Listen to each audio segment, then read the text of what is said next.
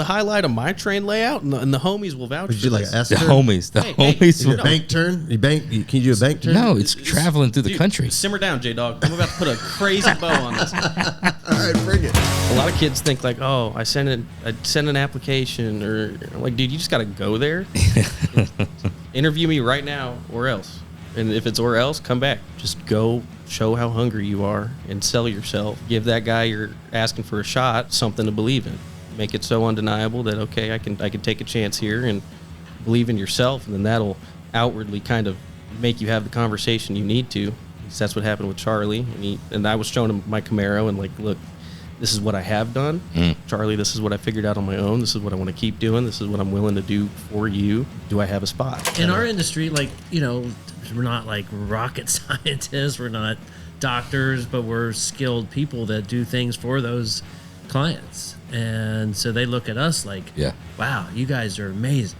You can do things that just make my dreams come true. This is a safe space, right? Break it down. I'm gonna admit some things. You're admitting some things. So this is safe. Yeah, it's a safe. Except for the whole it's a no judgment zone. 100% safe on what? On anything as of what I'm about to say getting used against me later. Yes, I'll give it to you. Scout's honor. Yeah, I'll give it to you because I think if you violate, that's just between you and me, not the rest of the listeners. That's fine, but if you violate, I'm telling you, there's repercussions. So,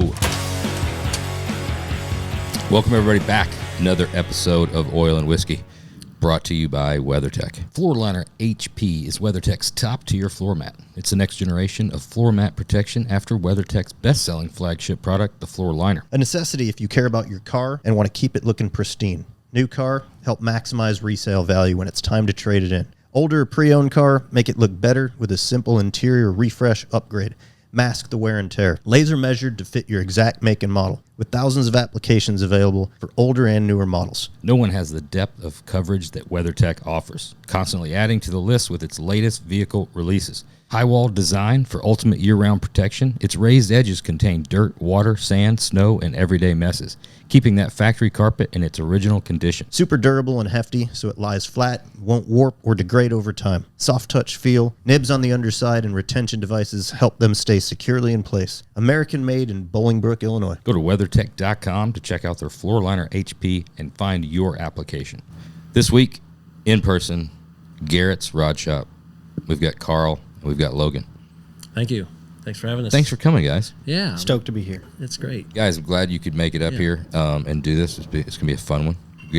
Interested to hear the story. Sure. So Garrett Kitchen is where Garrett's Rod Shop come from, and that's he's my dad. He's stepdad. He'd come to my life when I was 15 or 16. Met my mom, but Garrett was always into hot rods when he was 14. As an uncle took him to a drag race. That was the start of it.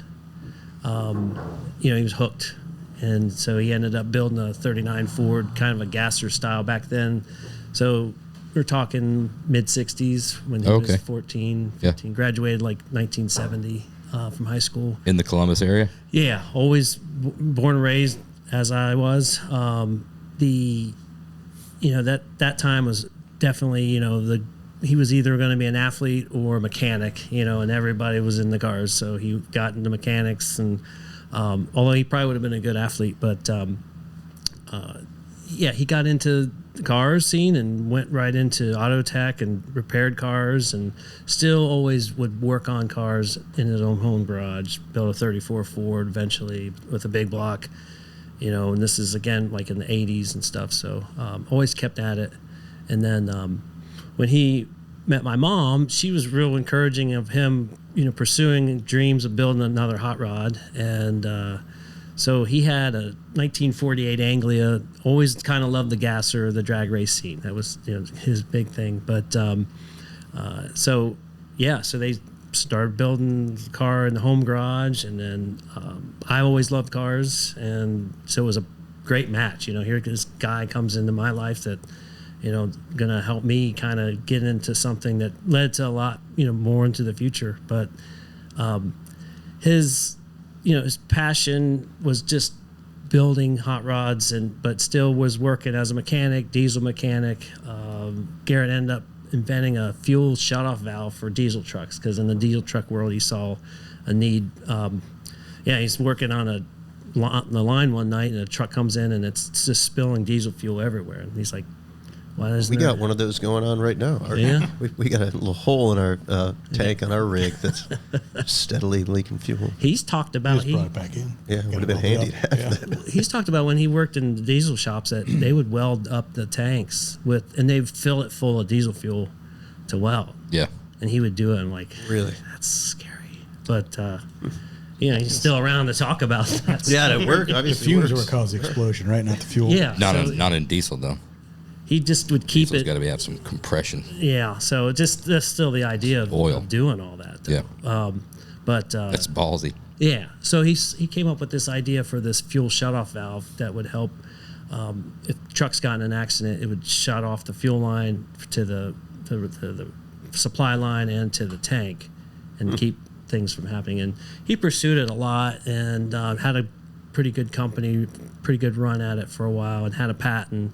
And it just, trucks kind of changed the way they were making things. And he also they were wanting to sit on the NTSB board and be a part of that. He's like, I just want to build the product. I don't want to go through all those bureaucratic things. Yeah. But looking back now, he feels like, probably would have helped. Should have played the game. Yeah, you got to grease palms once in a while. But my mouth's dry. I need a sip of this. Yeah, get it. Get after it. Get it. Cheers, by the way. Cheers. Yeah, I would only take a sip though, because it's a little spicy. And that's why we're here. It is a little It's spice. really good. It's kind of hot. Yeah, I got a little bite. Yeah. It's a 10-year. Thought it was Is a it? little mellower. Yeah. It is. It's pretty good. It's What's that, a 110? 125. 125? Yeah. Ooh. That's where that would become Good stuff. You could be a 50 year if it's 120 something. That's great. So anyways, so that's where, his still always kept that passion of building hot rods and all that. So when, like I said, he met my mom, and she was real encouraging about it. So he's pursued building this Anglia that he did. And I think we finished it in 98 and took it to the Good Guys shows, when those were Good Guys in Indianapolis, which was always It's a great show. I don't know if some of you weren't around for that. It was a fun time. That was the Back best in the show. heyday, man. We talk about that all the time. Yeah. Man. What a great era that was. Yeah, you could watch drag racing or see boys pro picks and everything. See some dude in a Anglia with a nitro motor going like sideways. Yeah. Seeing the altereds and stuff running. It was I wild. saw pure hell there. Pure hell. Pure Hell, Tommy Evo, the twin. Yeah, engine. TV Tommy Ivo. The it's Hemi Under Glass. I remember seeing the original one racing. This before he rolled it with Leno. Way before that. So we ended up going to that show with that car, and it was kind of a hit because the car we did was very street roddy, but still real muscly at the time. And it took 8 years for us because we were just building at home, Right. Home garage, still, just working other jobs. But then there was a guy in our local town that had a 57 Chevy that he was wanting to finish, and he saw our build, and he's like, I didn't know anybody could, build cars like that in the Columbus area. He was real just intrigued with the design and how we were doing things. So he basically became our first Garrett's Rod Shop customer in 99. So that's when Garrett's formed the company, and it was still in our garage at the house. We have, so my mom's property or family has 100 or 30 acre property that was a farm at one time. Cool.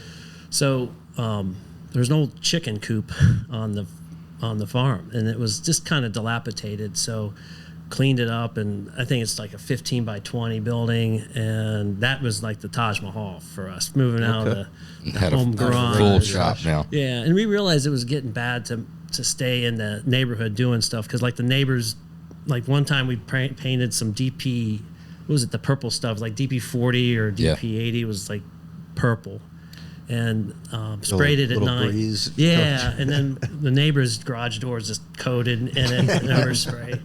So we kind of were just like washing the driveway, and the neighbors left, and then just hurry up and clean their driveway and their door. And we were like, okay, we got to move out of the neighborhood. It's just too noisy, and grinding sounds all evening and stuff like that. So that wasn't good. So, but yeah, so moved down there, and the first customer was a guy in Columbus, and he has a bar called Scully's. So a lot of people know him in town. It's kind of famous. But we debuted the '57 Bel Air called Air Rage in 2000, and that was the first year Good Guys had Street Machine of the Year.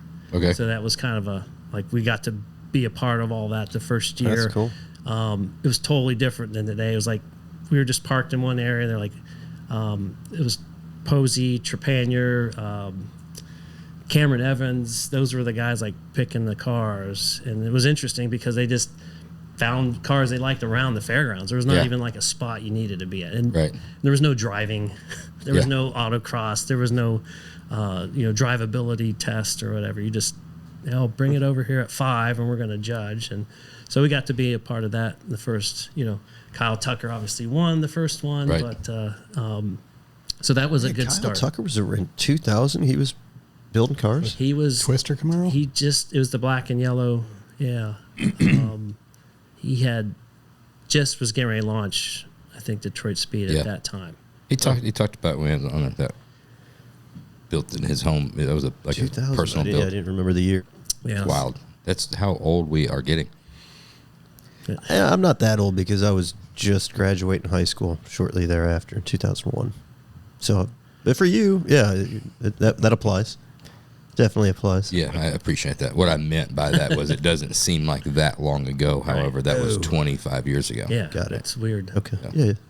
I would agree with that. I mean, like the first Good Guys Columbus wasn't until 98 or 97 too. So it's just weird that all that time goes by.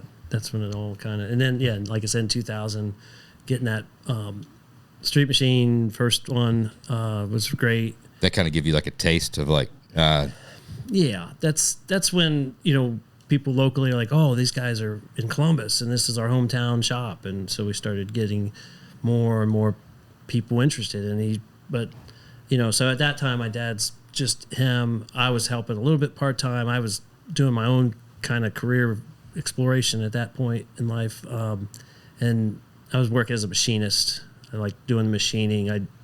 He bought a mill and a lathe, like a tiny one, just because we were building parts in the house, like thinking how expensive it is to have somebody else build something. It's not right. So I really took to the machining side of things. I don't know. There's just everybody kind of has like a niche that they like. It's a little more calculated, right? And maybe more I so just than like seeing things spin around. I don't know. It's more so than like metal shaping. Everybody's got their niche. There's like certain things like tubing. I feel like it's like you calculate it, right? Right.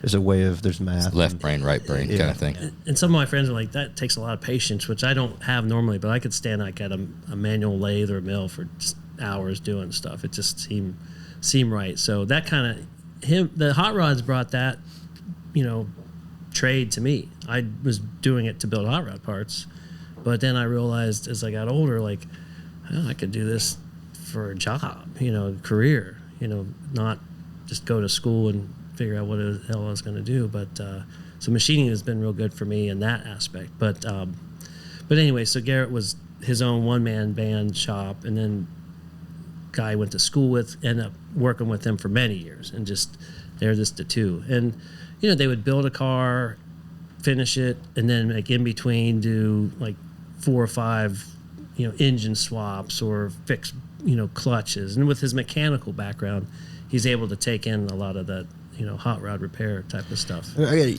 gotta ask you to back up because you said you built that first car, the Anglia, and then as a result of that, somebody says, hey man, I want you guys to build me a car. Yeah. So what was that process like? Are you did you guys have any intention of is this going to be a business? Can we do this for a living? Do we want to do this for a living? It always, it just happened. Always Garrett's dream to have a hot rod shop, the speed shop or, something like that. And he and a buddy in his high school days would drag race. That was big. And so they would we're going to build cars one day and work on it. So, but not really planning on it that, he gave that up because he had a career as a mechanic and the other things, and it just kind of fell into place. So it's weird how it's kind of like a good American story where you start off home and then you do something that somebody wants you to do, and they ask you to do it, and then it turns into a business. It's And yeah, going from the home garage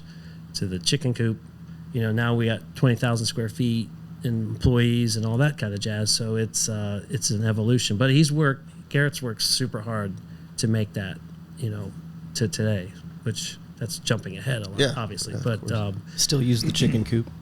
yeah, a chicken coop. There's Spray booth Still in the van. it's like kind of the dirtier shop. It's the chicken coop. tear The down. floor's not great.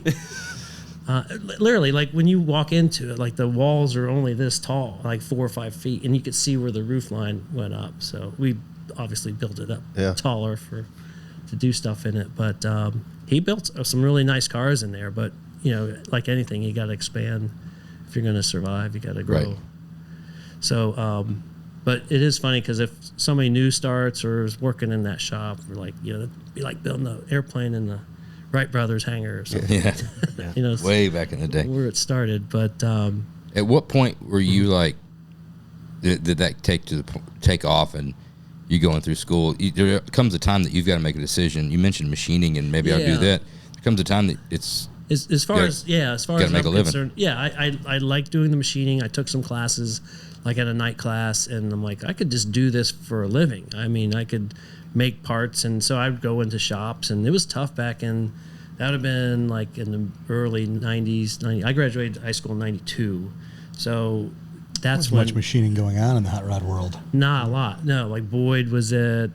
So we were making our own billet parts. Ball mill and valve covers. Yeah, exactly. That's like Little John Butera was Right. but like the baddest ass dude. It was. Yeah, and the CNC equipment was definitely not affordable for home user. So like you learn a lot, like using a rotary table and ball mill and just kind of inventing ways to make stuff that looked street roddy at the time. That ball mill was everything. You can make anything cool with a ball mill. run a pass, step over, run a pass, step over. Could you do So- the heartbeat of America? You'd That's sit there and tough try to do on a manual. Yeah, right? you'd It sit got there to be and pretty good. try to do it. So I remember though too, like It's a lot of setting dial stops right there. yeah, or I'd go out and like find a job like, hey, we got these big steel pieces we can cut off with a bandsaw and run on our lathe, and realizing like we don't have that kind of equipment, man. Just running little smithy shop lathes on big steel stuff. So, but I love the machining end of things, and like I said, it felt right getting into that career. So I worked at different machine shops around town, and then I ended up falling into the class that I took some machining, a night class. The guy who taught it was retiring, and he's like, I ran into him somewhere. He's like, you ought to teach this night class. And here I'm in my mid-20s, like, maybe, and then it's a bunch of adults coming in and learning the trade. So I took to that, and then eventually I ended up teaching for in Columbus at a career center, a career tech school. I taught 18 years of machining. Really? Yeah, it's for high school kids. And so that's been a good career for me. That was a big thing. But that's why I didn't work at the shop for many years. Garrett's was part-time. just running the whole time while you were doing that. Yeah, he was just running it. He'd have a few guys. And then like in the 2011 or 12, there was a guy in town that was doing our paint work for us. And he was going through some rough times and was kind of going to lose his shop and didn't want to take on that responsibility anymore. So Garrett's like, I'm going to build a building for you and buy a paint booth, and you're going to run that shop. So that was a game changer, bringing in paint into our shop, because before, we'd get it built, send it out, come back. Sit there and wait till it comes back. Yeah. Or it's like wrong, or, something happens. You need more than one. You just paint a car. There's more than just painting the car. There's Sure. everything else to it. So that was a game changer, is bringing in the paint shop to us. And so, yeah, I mean, it's just the evolution of it, to look back from when we would go to the Good Guys show and sit in the stands and go buy parts, on the vendor lot, and now it's like, you just take it for granted. Just call ATEC and order stuff. It's there tomorrow. Yeah. Just the evolution of, I think, all of our industry has just been incredible. It is. You're calling ATEC when you're in Columbus? Yeah. It's well, I mean, they're about 2 hours away from us. Okay. So, but we'll get it the next day. You can get an engine the next day. Yeah, that's pretty cool. I mean, a lot of that has changed just because of like the genre of car we all build now. When it was Yeah. traditional hot rods, I mean, there's still guys building some badass traditional hot rods, but that's like the thrills in the hunt, because you got to find some cool stuff. You got to find some parts. You can't just go pick up like a 37 tube axle at ATEC. Right? Right. You got to really hit the forums, hit the swap meets, and Yeah, and Garrett's always likes getting kind of like being really artsy on stuff and creative with how we make parts, and it'd be time to go to the junkyard and find something out of a new car, like a cool door handle or something that was unique shape that you couldn't buy, or making it was difficult. Unlike today, 3D printed, or it's more accessible on things like that. But so yeah, it's just seen so much change in the hot rod world, in the way we've evolved. Where did the Barracuda or Charger come first? It was the Charger, All right. which I think is a far superior car than the Barracuda.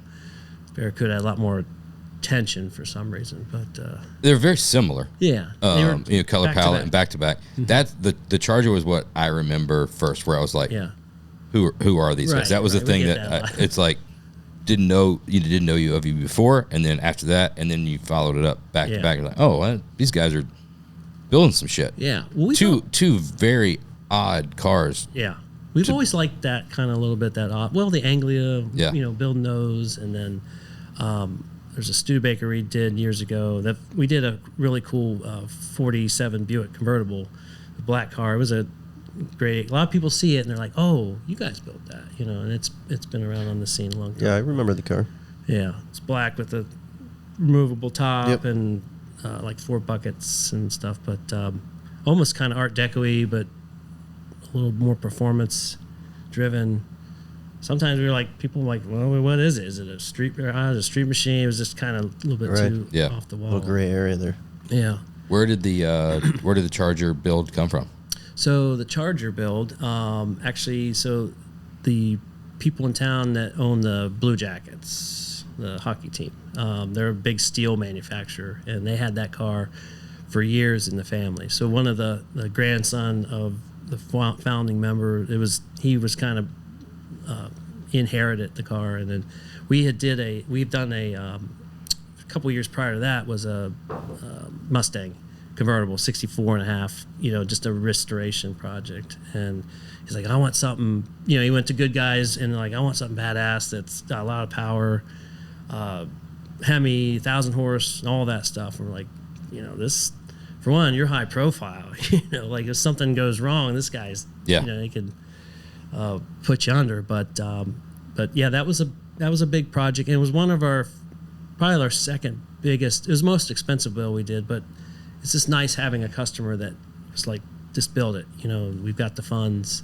and which makes a difference on all of what we do. Even to the point now, again, jumping forward, it's like you got to have a certain amount of money to build these cars. We're not even going to touch it if you don't know that it's going to cost at least $300. Yeah. At least. Yeah, it's not cheap. I mean, as soon as you start talking about putting paint on one or taking it to that level, and it's certainly an investment of time and money. Yeah, but the Charger was a big shot in the arm for us because we hadn't had anything out in a while that was real recognizable. And I appreciate you saying that, but that was that kind of was like that put us back into the limelight of what we were capable of doing. How long of a build was that? I think that was about a 4-year build. So with interior involved. And Did you pull that thing up? Yeah. At what point did you have a debut date in mind? SEMA. Yeah. This fucking thing's not working. That's cool. Everything is broken in here. We're running through too many podcasts in 1 week. I was up here flipping switches and like buttons and shit. Just playing around. I don't understand why the mouse just does not work. Literally. Flip it on and off. I just did that. Take the batteries and rotate them, Flip around. warm them up. Blowing it. When did you know that SEMA was going to be the? It's 4-year build. Yeah. So when you start out, you're just like we're worrying about building it. At some point, you start saying, We got to get this to something, let's take it somewhere, and that Yeah. creates your deadline. You don't come up with a deadline because you want to. You come up with a show and then that becomes the deadline. Yeah, you look at what's close. I think that was in 2018, so I'm trying to think back like what we did. I know it's on our website too, but Did you have to step your game up when you made the decision you're going to bring it to SEMA? Knowing it's gonna be in front of that many unfortunately though we eyes didn't make it to SEMA that year. Our interior shop kind of It debuted at Columbus, right? yeah, that was the thing there. Damn interior guys. You know? It was such a massive build that I just you try to get to some areas of logic of when we're going to bring it out, but probably coming up because we had it Grand National. We had that and the Barracuda together out there just for theirs highlight. Yeah, it's the two together. So They look pretty good together. Same customer? no, two different customers. And actually the Barracuda started off before the Charger. Really? And it was a guy here in Chicago. I forget his name. He collected a lot of cars. He had some old Boyd cars, and we were gonna finish that for him, just as a street machine to drive around through Chicago. That was his dream. But he ended up selling it, and we'd start builds, and like if customers stopped on it, we're not gonna let them just sell it out from under us. We want to find a customer that can finish it out and do some justice. But the Charger to me is one of our best cars as far as just feel and drive, and even it's big, it feels fun. It just feels like a good. Well, anytime you like build one of these cars right, it totally takes the large scale like proportion out of it. When you get in them, it's crazy. Like we did that Catalina 65 Catalina, which is a monster. When you get in that car, it feels like a little sports car. It's crazy the difference. I don't know. I mean, look at new cars. Maybe it's just my perception, but modern day cars are pretty big. They have more interior space. Yeah. We're back, I think, older days, the cars were just more trunk and hood. Cabs are smaller, but, I mean, put the two together, it's not right like a Caprice versus something like that. Yeah. 60 Cadillac still felt big. Yeah. It's big. It's big no matter what you do. Yeah, it still felt big. I mean, it would do some nimble things, but it still did feel like a monster. Big car. Yeah. Well, Logan sat here and not said a word. So where did Logan come into the picture? So Logan's pretty new, and I'm glad he came with me because I was thinking, the way you hear a lot of people talk about how where are we going to find our help, and there's nobody doing this stuff anymore, and maybe we found the one person on the planet that wants to work as a youngster. I don't know. I could be wrong, but I don't know any other. I'm also not looking. But no, I've worked for Garrett's for 3 years, and it was the happiest accident ever. I was working, I don't know if you know Charlie's Custom Creations in Tennessee. I was working with him for 2 years prior, and there towards the end of my second year, I started steel manning some social media stuff for Charlie. I was like, we need to get out there. There's really good content here. I'll do it for you. It's going to help. And that turned into real consistent YouTube involvement. And I was in the shop, but I had prior to Charlie's, I was just a tech at a dealer. That's what I decided I wanted to do out of high school. Yeah. Because I just didn't know, what the heck else am I going to do with 60 years? I kind of like wrenching. I could maybe see myself problem solving full time. Shop teacher likes me. Says he's got a job lined up. And then I found Charlie's because I had a little second-gen Camaro that I beat on in high school, and I thought I was living my own hot rod fantasy and was having a blast with that. And I took it to one local car show, and it was just so gross mechanically. I could not be proud of any of the mechanical condition of that car just because it was clearly a death trap. Were you proud of it back then, though? I was so proud taking it to prom and doing a burnout at graduation and all that. But then I realized this is not the car I think it is, and I lack the skill to make it what I want to. So I found Charlie's on accident and just kind of said, hey, I want to learn. I want to learn so bad. And he started just kind of figuring out what I am capable of, and then that led into what I did for him, which was just more mechanical hot rod repair stuff, vintage air installs, gauges, and really. What's that conversation like? I don't want to glaze past that. What's that conversation like when you find Charlie's and you're saying, because there's kids out there listening, right? Yeah. So what do you? a lot of kids think like, oh, I send an application, or like, dude, you just got to go there, interview me right now or else. And if it's or else, come back. Right. Interview me right. Like you have to, what I tell, because I do have some friends that just what do I do? I say, just make it happen, dude. Just go show how hungry you are and sell yourself and give that guy you're asking for a shot something to believe in. Make it so undeniable that, okay, I can take a chance here and believe in yourself, and then that'll outwardly kind of make you have the conversation you need to. At least that's what happened with Charlie. And I was showing him my Camaro and like, look, this is what I have done. I got no family that is mechanically inclined or in that world, so no dad or grandpa kind of guided me through what is right or wrong. Charlie, this is what I figured out on my own. This is what I want to keep doing. This is what I'm willing to do for you. Do I have a spot? And then that turned into a yes. Worked out great for 2 years. I learned so much, learned way more about what I didn't know, which is really important because then you know where you're aiming. Right. Where did that spot start? Obviously, he brought you in. You were fresh. You wanted to be a hot rod builder, so he just probably gave you like a brand new TIG welder, put you behind a power hammer, Take you a bunch of classes, and then 100%. had you build like Program CNC. He actually set me up Chop with a top, scholarship to WeatherTech, and he paid my whole ride. Now. Yeah, right. It's pretty standard stuff. Yeah. But really, what was it? I mean, what's day one you come in the door after you Gauge install. I'm guessing gauge. You install. finally talked him into hiring you. What did you do? I was ripping the engine, transmission, drivetrain out of a pretty clapped out little 63 Impala, and the guy just wanted a blueprint engine with a carb. Charlie said, looks like you did that on your Camaro, see if you can do it here. Awesome. And just turn you loose. Yep, and he found out real quick what he didn't like about what I was doing, and then I learned why he didn't like about what I was doing. Cool, you're right. I should alter course here. And that's how my lessons were learned at Charlie's. Was like, hey, what are you doing? It's like, my best. But if it needs to be better, let's work on it. I understand. So that Impala was a pretty quick turnaround, just a little mechanical engine transmission sniper job, no gauges or anything, and that customer was stoked. And then I got really good at the snipers, he found out, which doesn't mean I love to do just that. But Right. I could make a sniper run on a carbureted car just fine. He started lining up those for me. The second one was a second-gen Camaro, 81, the really hot 383 in it that just wasn't running well.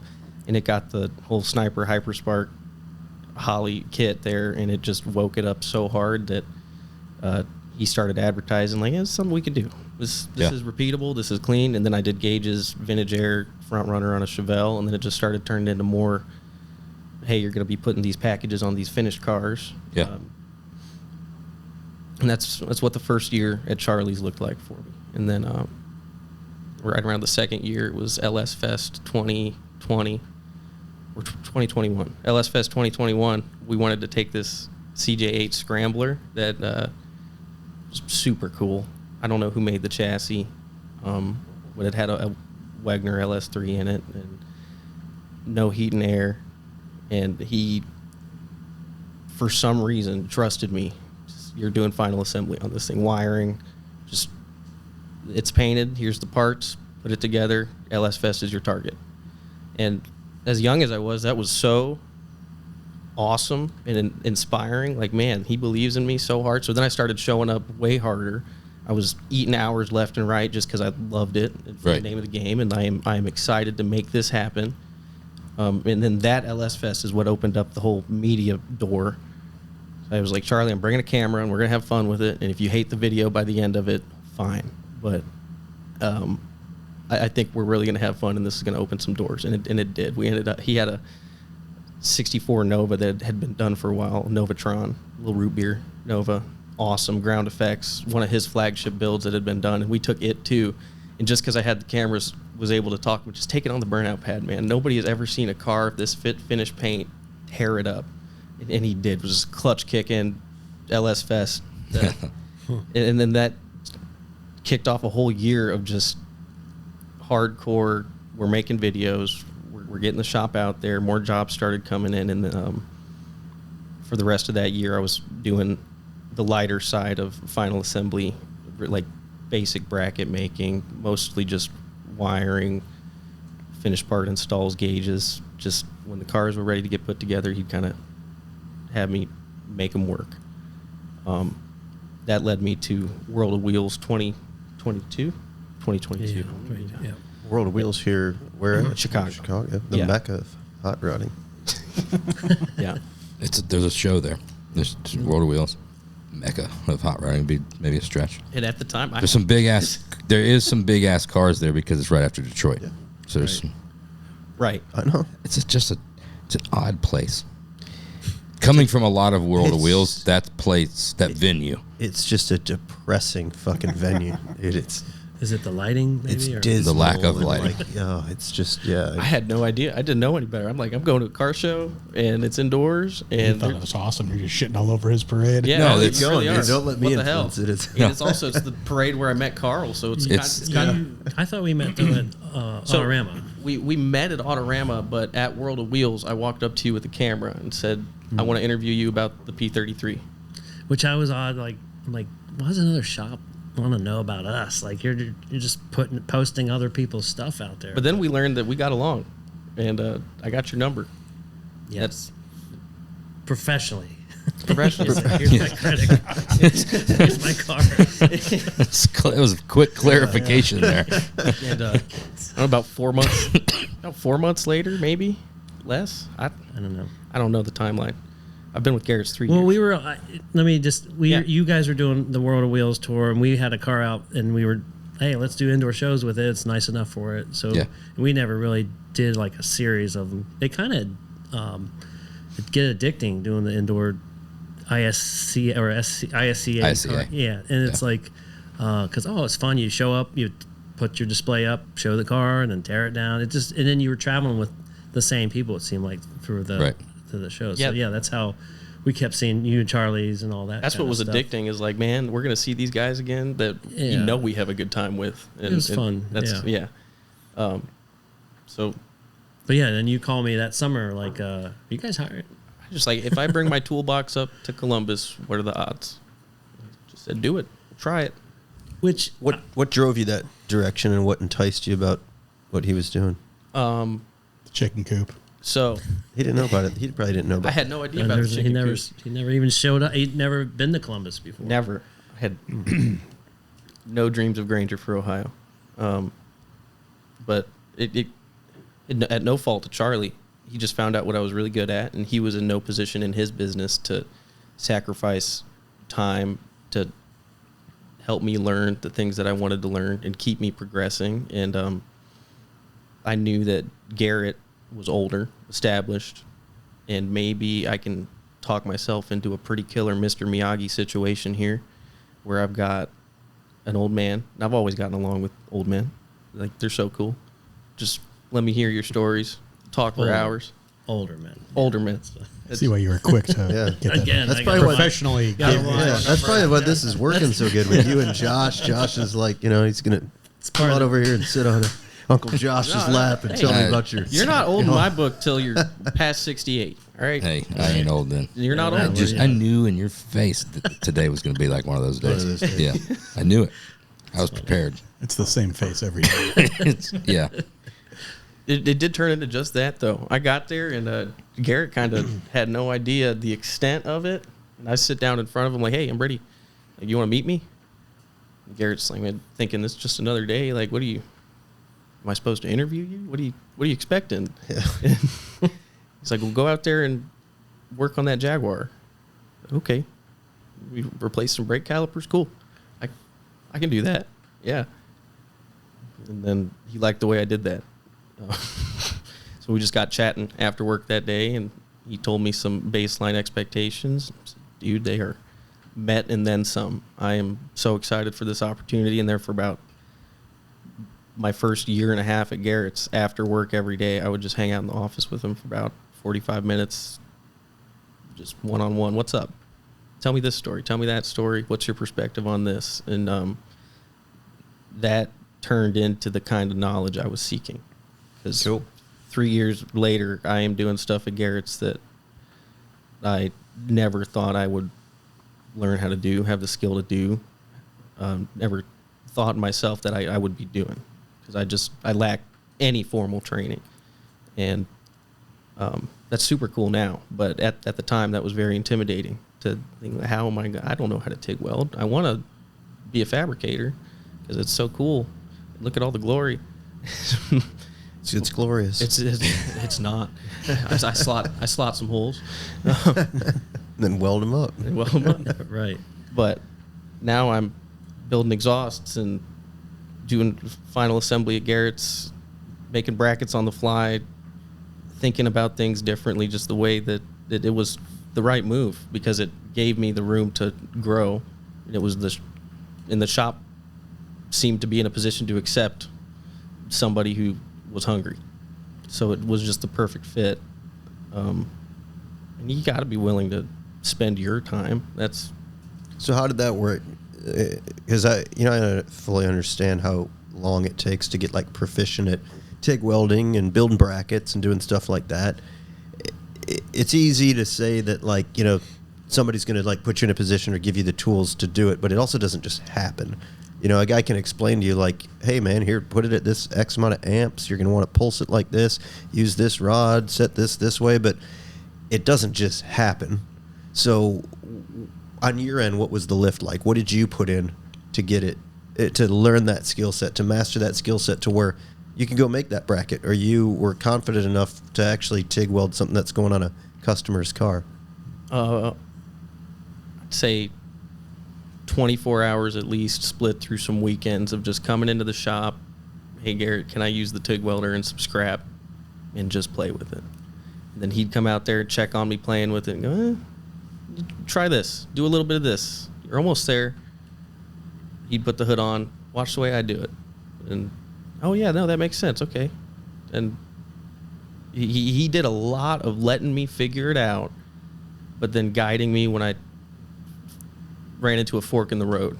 And that's why it worked so well. He was not strict about do it this way.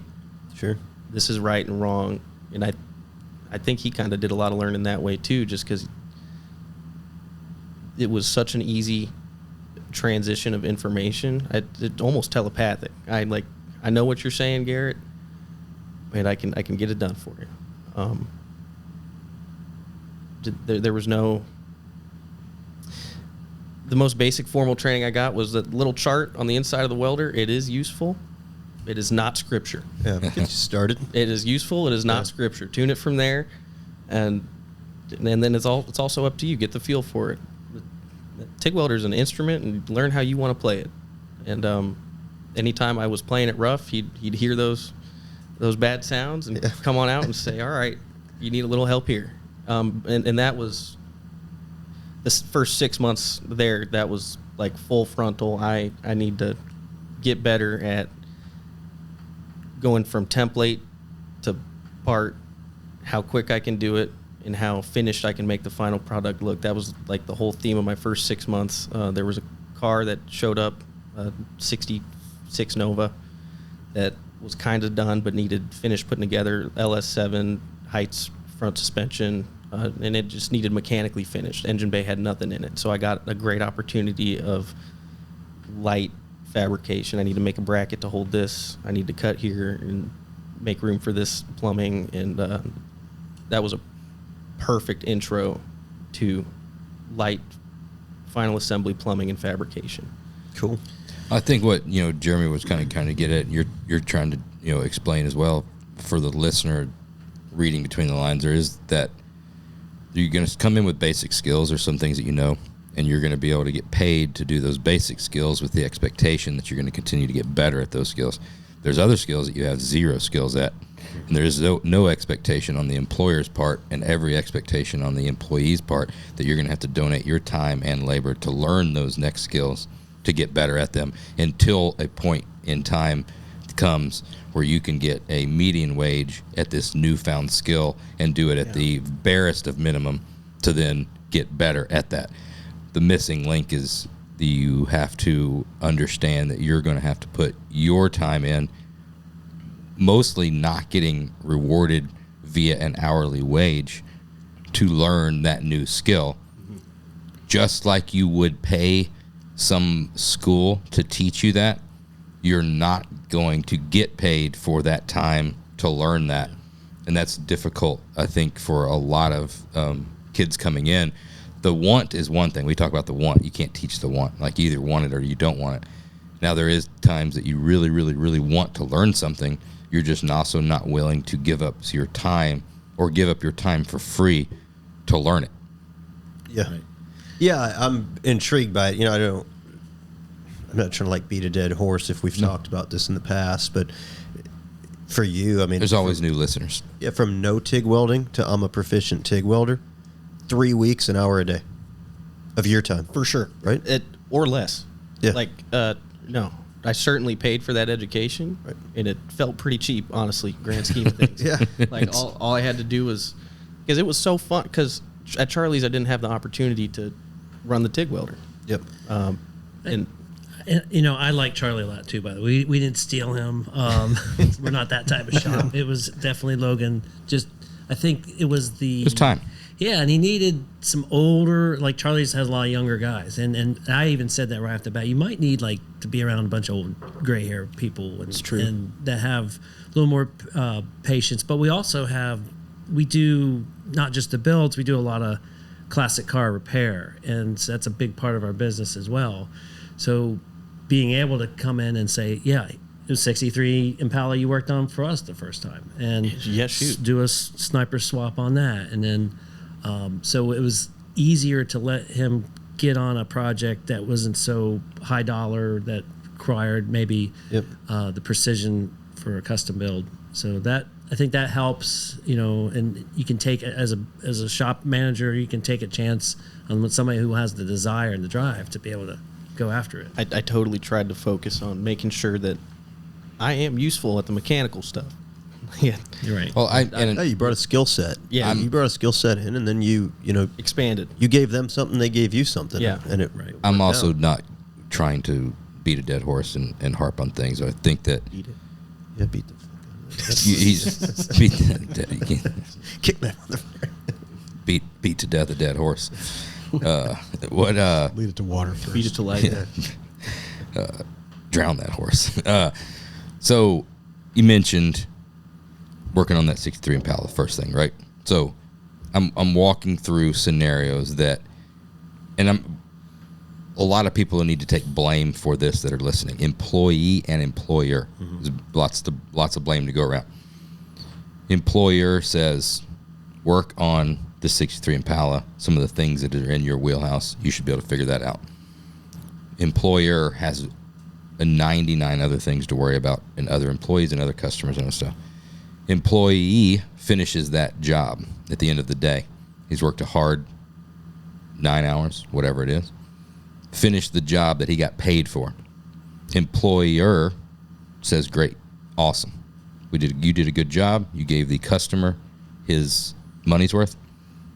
It's a day. We're wrapping this day up. Mm-hmm. Employee can either say, well, hey, let's hang around, me off the clock and you off the clock, and teach me some things so I can make more money, because I'm going to come back to you in a year and be like, hey, these skills that you taught me for free, I want you to pay me more for those. Employer can say, it really sucks, like we worked a long, hard day, I don't really want to do that. There's also the employee the next day is going to be like, hey, I don't really want to stay late to learn these things. Can you put me on another job besides a sniper job, besides a 60 Impala? Put me on something during the day that I can learn some new skills. Employer is saying, well, the customer that's paying us is not going to pay twice or 3 times the amount of hours to do that same job. He's trusting me with his project, and I can't, with any good conscience, put you on it. So you need to learn that off the clock. You're like, well, I'm working a hard day. I don't really want to donate my time. I'm already away.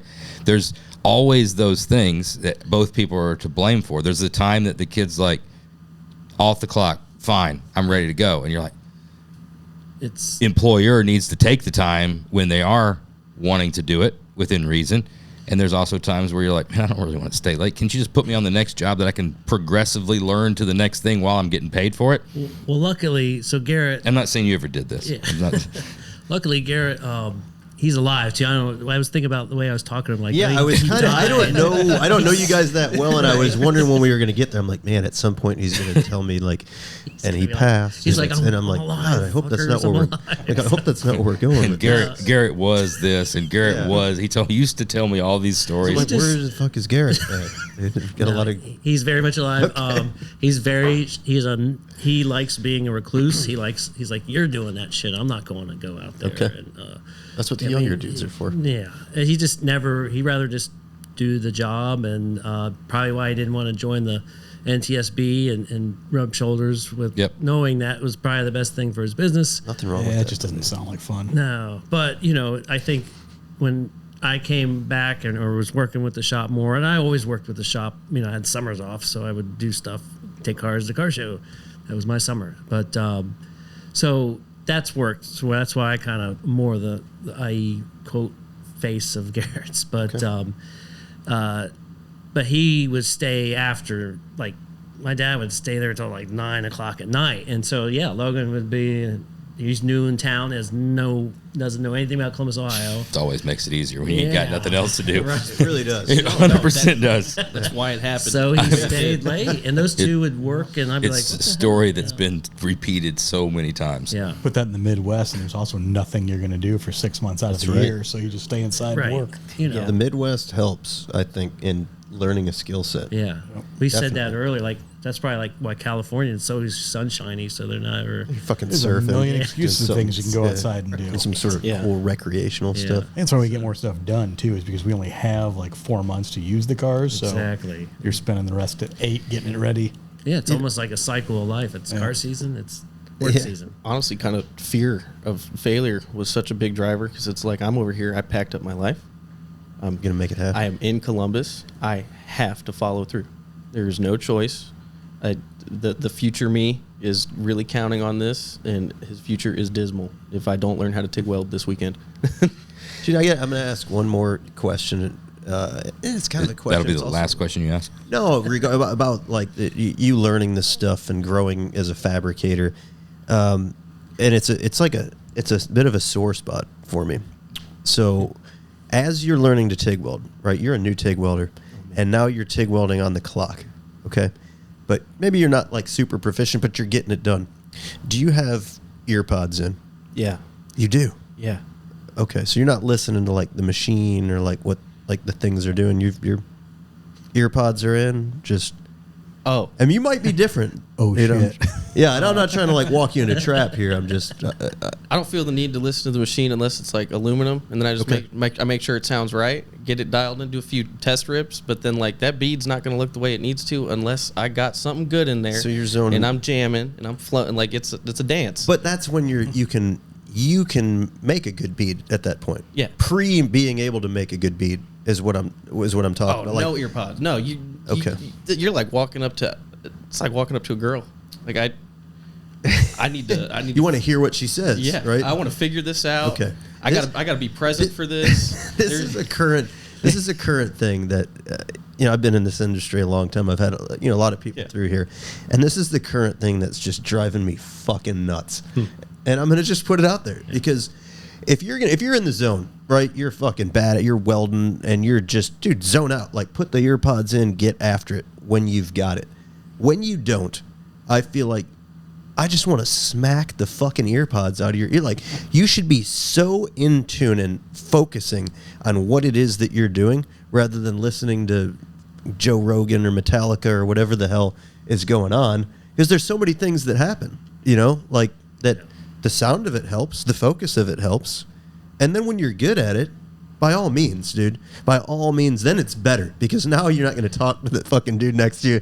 You're probably going to work harder, and you're going to really get in a groove, because it does help. Flow state. It's same in machining world. Like when I was taking classes or when I was teaching it, we had earbuds or Walkman. You had Walkman back in there. Well, that was dangerous. You got a late spin and you got a cord hanging off. So you weren't supposed to have it on there. But even machines, you can hear a machine cutting a tool cutting the right direction. Just the way the chips sound coming off of it. You got to have that kind of thing. And that would always drive me nuts when I was teaching. I'm like, if you got earbuds in, you aren't hearing me either. Yeah. And that was... But you're not hearing the tool. You You gotta- know, right. a plenishing hammer, a power hammer, a bandsaw. Maybe I a mean, power hammer you might want to have. You want headphones in, but you need to hear how it's hitting Yeah, the metal exactly. until you're really good at it. And then Right. you don't need to. You know you've got the machine set You up. can feel it. And you can feel it, and Yeah. you're grooving. But it's, yeah. I don't Show know, me just where the ear pods hurt you. You've- everywhere. Can you point on the doll? Yeah. So there's a problem with the ear pods. Well, yes and no. Yeah, there's a problem when you're an Not ready for entry-level ear guy pods. and you're So- not ready to. I encourage it when you're in the zone and you're jamming, dude. By all means. Right. I understand when you're at the entry, because I was there, entry level. Like, you're a rock star. You're building hot. I'm gonna put in my headphones and get to work. And then you're like, okay, I can't understand these instructions with the headphone. Okay, I need to take these headphones out. I'm not that guy. Yeah. I'm not that guy right now. You gotta know when to hold them, type deal. Yep. I've never. This is absolutely a tangent, but I've never been able to, at any point in time, doing anything on a car, have earbuds in. I want music going, but I want Yes. it going in the Crank. shop. I like that. And I want. And now I understand why earpods are, because not everybody wants to listen to the same thing. But I don't really care, because if I'm the one controlling the music, everybody's going to listen to what I want to listen to. And I want music at a decent volume where you can hear it, but you could still hear other things going on. I start getting claustrophobic if I'm in my own music and not paying attention to what's going on. I have to have, same way on riding a motorcycle. I mean, people ride motorcycles with earpods in. I don't absolutely get it. I need to have my senses around things, whether it's wiring, whether it's welding, whether it's fabricating, whether anything is. I just don't want them in there. Is there certain music that, are you music to listen to get into the mood, or you listen to certain music because of the situations? So, like, if you're welding or you're doing something, is there certain types of music, a genre that you have to listen to? 100%, Right. dude. 100%. I'm just going to listen to the same genre all the time with mixed in a little bit of Southern rock. Yeah. And then if I'm listening to music at the gym, then you go to something more like the hate metal there. Yeah, but dude. If you other want- than if you're that, like, let's say you're cutting- it's really just all vintage Dude, country music. if you're cutting the floor out of something, or you're trying to like knock something out, dude, flip on some Pantera For sure. and just fucking destroy it. You're going to war, man. In my house, it's an actual term. Like, my son, ever since he was little, like 9, he's so used to me saying it that I'm like, dude, how'd you do on that? He's like, oh yeah, I Pantera'd it.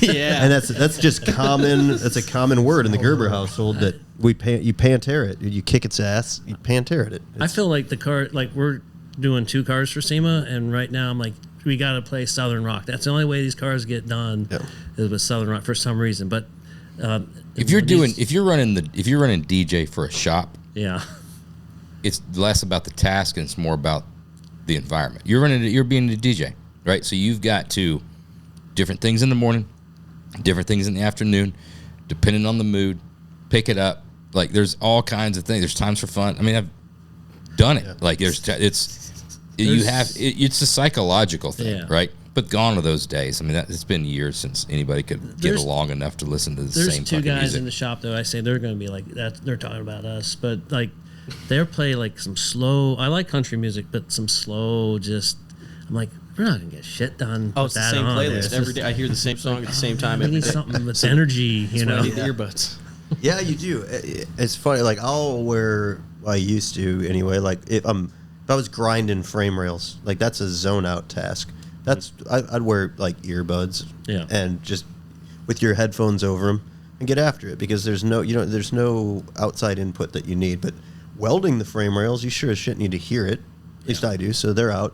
But for me, it's about, I like having headphones on, like protective headphones, and then the music cranking, because you're in your zone.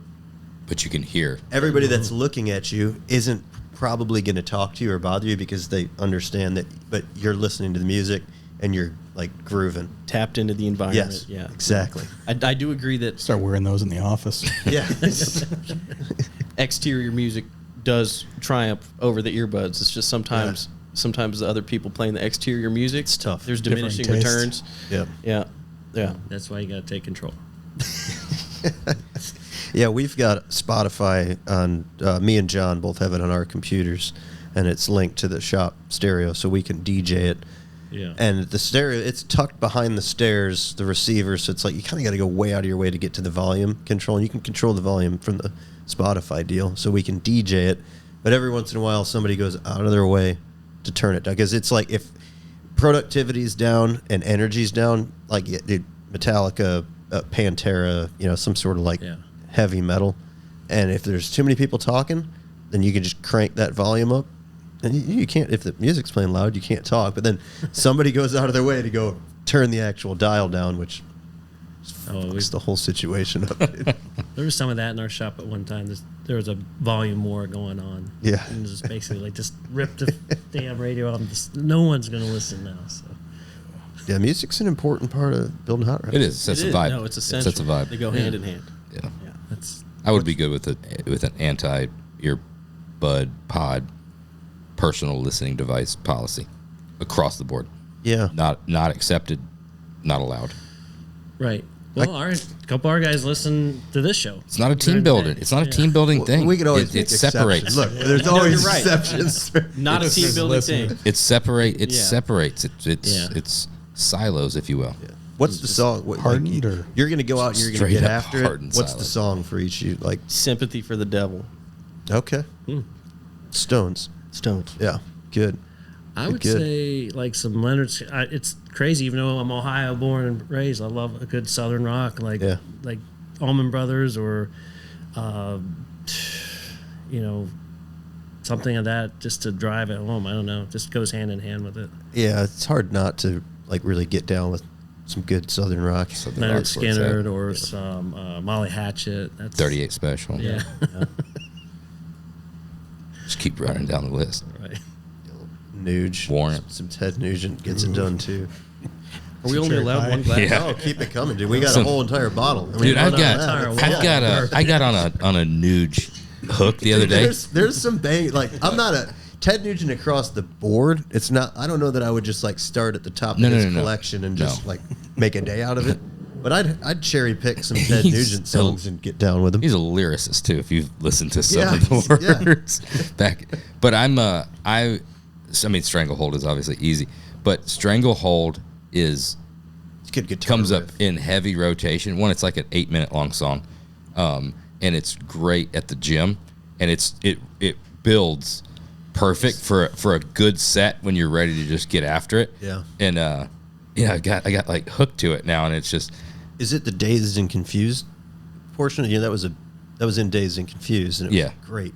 it's great. Jam. Oh, just listen to the whole song, Yeah. and it's because it takes you through. I mean, it's an 8-minute long song, and it's got Yeah, it Tells the goes story, up man. Dan it, Yeah. yeah, The good song. yeah, it's a great song, and not often like it doesn't come up a lot. It's not like you hear No. it in passing. You need to go like Right. hunt for it. There's something we do at the shop, like when we get a car done, and it's kind of been a tradition. Is it gets back from the interior shop, and hopefully the stereo works, because that's usually when they don't work after interior shop. But now there's a screw through a wire or something like that. But it's kind of fun just to. We used to do this on ivory cars, just pull it right out like in our little courtyard area, get some chairs, get some drinks, and just crank the radio up and listen. Yeah, that's Everybody cool. picks a song, and you just stare there and look at the car all night, and just sitting there. Yeah, Just thinking about all the hard work, Fruits of our labor. the dedication, the years, and like when the car came in, and all of a sudden it's done, And we did that on all of our cars. I think that's like it's like how we christen the car before it goes to show. That is cool. Just have you full tradition. used the virtual DJ on Spotify? Oh, I was man. using it for a little while because I started. So good. Dude, shifty sometimes. It's I find a lot of you can't give it too much, stuff. Yeah. and you can't give it too little. You got to give it the proper amount. But Well, what do you don't give? I don't give it input. It just pulls from everything I've. no, you got to go down and find create your own Oh, no, playlist. that I don't do. You got to go in there and you give it prompts. Okay. So if you go down there, I've got. It's crazy how good it can get. Now, if you give it too much and you give it too similar of a genre, then it just gets caught in a loop. Too niche. Yeah. But I did one the other day. It's perfect. It was Leonard Skinner, Hank Williams Jr.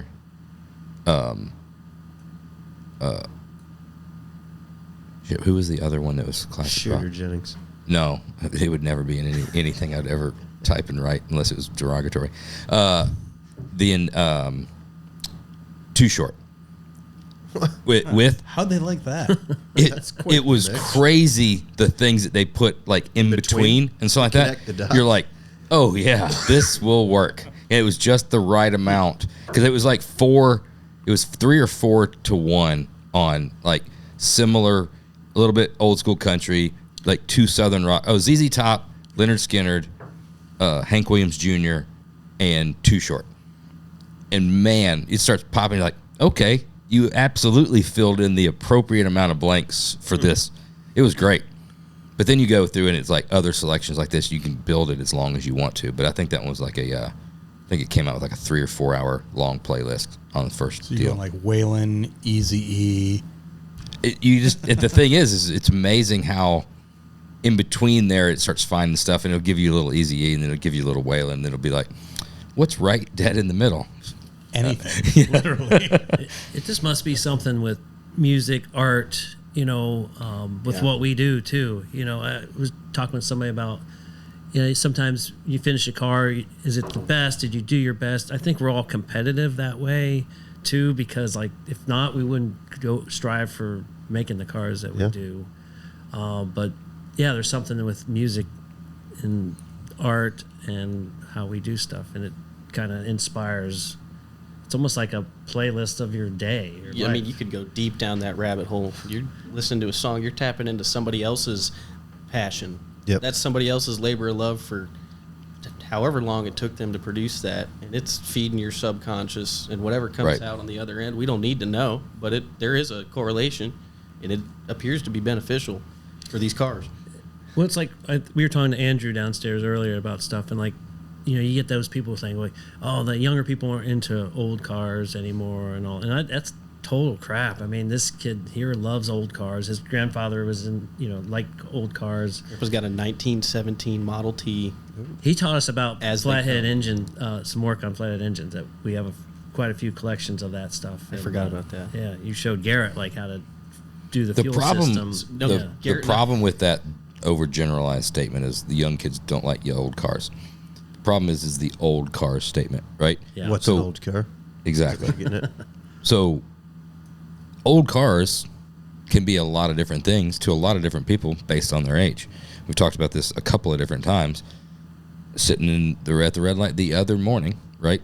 And it dawned on me that the 93 or whatever Civic that was in clean, pristine condition that was in front of me was the same age now as when I was in high school as a 69 Camaro. Yeah. But as a 69 Camaro to me when I was in high school was an old ass car. Right. Yeah.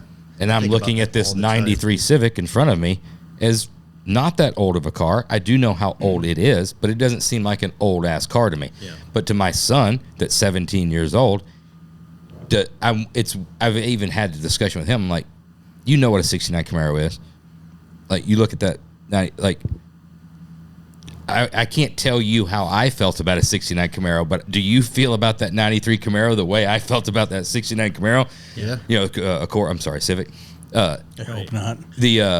But it's the same exact age. And you look at G-body stuff and you look at that. Those are old ass cars to 18 and 19-year-old kids. Right. But like Garrett worked in a dealership on 72 Camaros. They were brand new. Like, so that generation, he's like, that's not an old car. To him, it's like, I worked on that. Well, dude, how old are you? 24.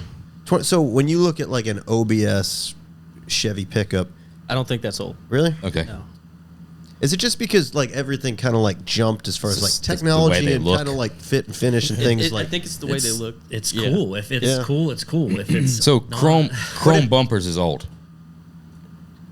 Chrome bumpers are cool. No, I know what I'm saying, but you start looking at shape wise when it starts are old. What's the newest car you've seen with a chrome bumper? Yeah. They just Ooh, that's a good question. Yeah. OBS out. They had chrome But to bumpers, your- but you to know what I your mean. Point, like when I was 16, I'm in a 69 Camaro. Was like basically a little less than 30 years old. Mm-hmm. That seemed like today looking. That's like a Model T. It looked like a Model. It was like so primitive, such like. Fuck is that? Yeah. Oh. If somebody's starting their motors, like when revving the shit. Well, think But about now a today, 1990. Think about a 1990 Chevy truck. The It's like a new 454 truck. SS. That's like a new Right. truck to me. No, that It is Short of 30. like- it is 35 years old. Short of like you might have to throw an Alpine head unit in it to modernize it. 30 Beyond that, it's 35 years old. Yeah. Shit. it's not that old. You remember? I remember seeing the first one on the highway. I was like, "Holy crap, that's badass!" I agree that it's not that old, but if you put a year date as far as old, Yeah. when we were looking at old cars, as a '69 Camaro being 30 years old, Yeah. it might as well have been a brass era. It's But wild it was that generations, old. because my dad would have been looking at that gap would have been a fucking Model A. You know, when he was 16, he'd be looking at a Model A like, oh, it's only 30 years old. Like, But it like, holy shit, that's it just made or it. a- It just got to the point where it moved itself and wasn't being pulled by a horse. Yeah, you like just started with a literally fucking crank. Like, it literally just became a car. yeah. That's Like the muscle car era was cool when we were growing up. Is the Civic era cool? The import era cool for Yeah. kids now? Yeah. It is. to Big Josh, time. it is. No, there's a lot of listeners. You got to look at the values of them on Bring a Trailer you're and look right. at some of that stuff. There is just as big of a genre and an enthusiast community and shows and everything around vintage JDM, which is fucking amazing to even say that there's a thing as vintage JDM. Yeah. As there are in the Good Guys and Triple Crown and stuff like that. There's no like real. The problem with that stuff is there's no aftermarket for just like replacement stuff. Right? They don't make reproduction. You got to Yeah. find it. There's some crash part stuff, but like trim stuff and all that. That's one of the values. No, there's definitely a cult of folks my age Right, that are into that. that are they're reincarnated Mopar guys with Civics or Hondas. That So we're wearing jean shorts and shit, like jean shorts. No, muscle tees. you want to talk For about the one of one. you want to talk about codes. yeah. You want to talk about actual part number codes and trim level stuff, especially when the JDM, that's why you get off the on all Japanese domestic market only. Yeah. That this trim stuff, you're gonna have to be learning some of that shit here too, buddy. For what? You're playing in that genre. I'm not playing You- it, well- so I'm having somebody else playing it. Well, that's 'Cause I fine. don't want to. I just want the But car. it is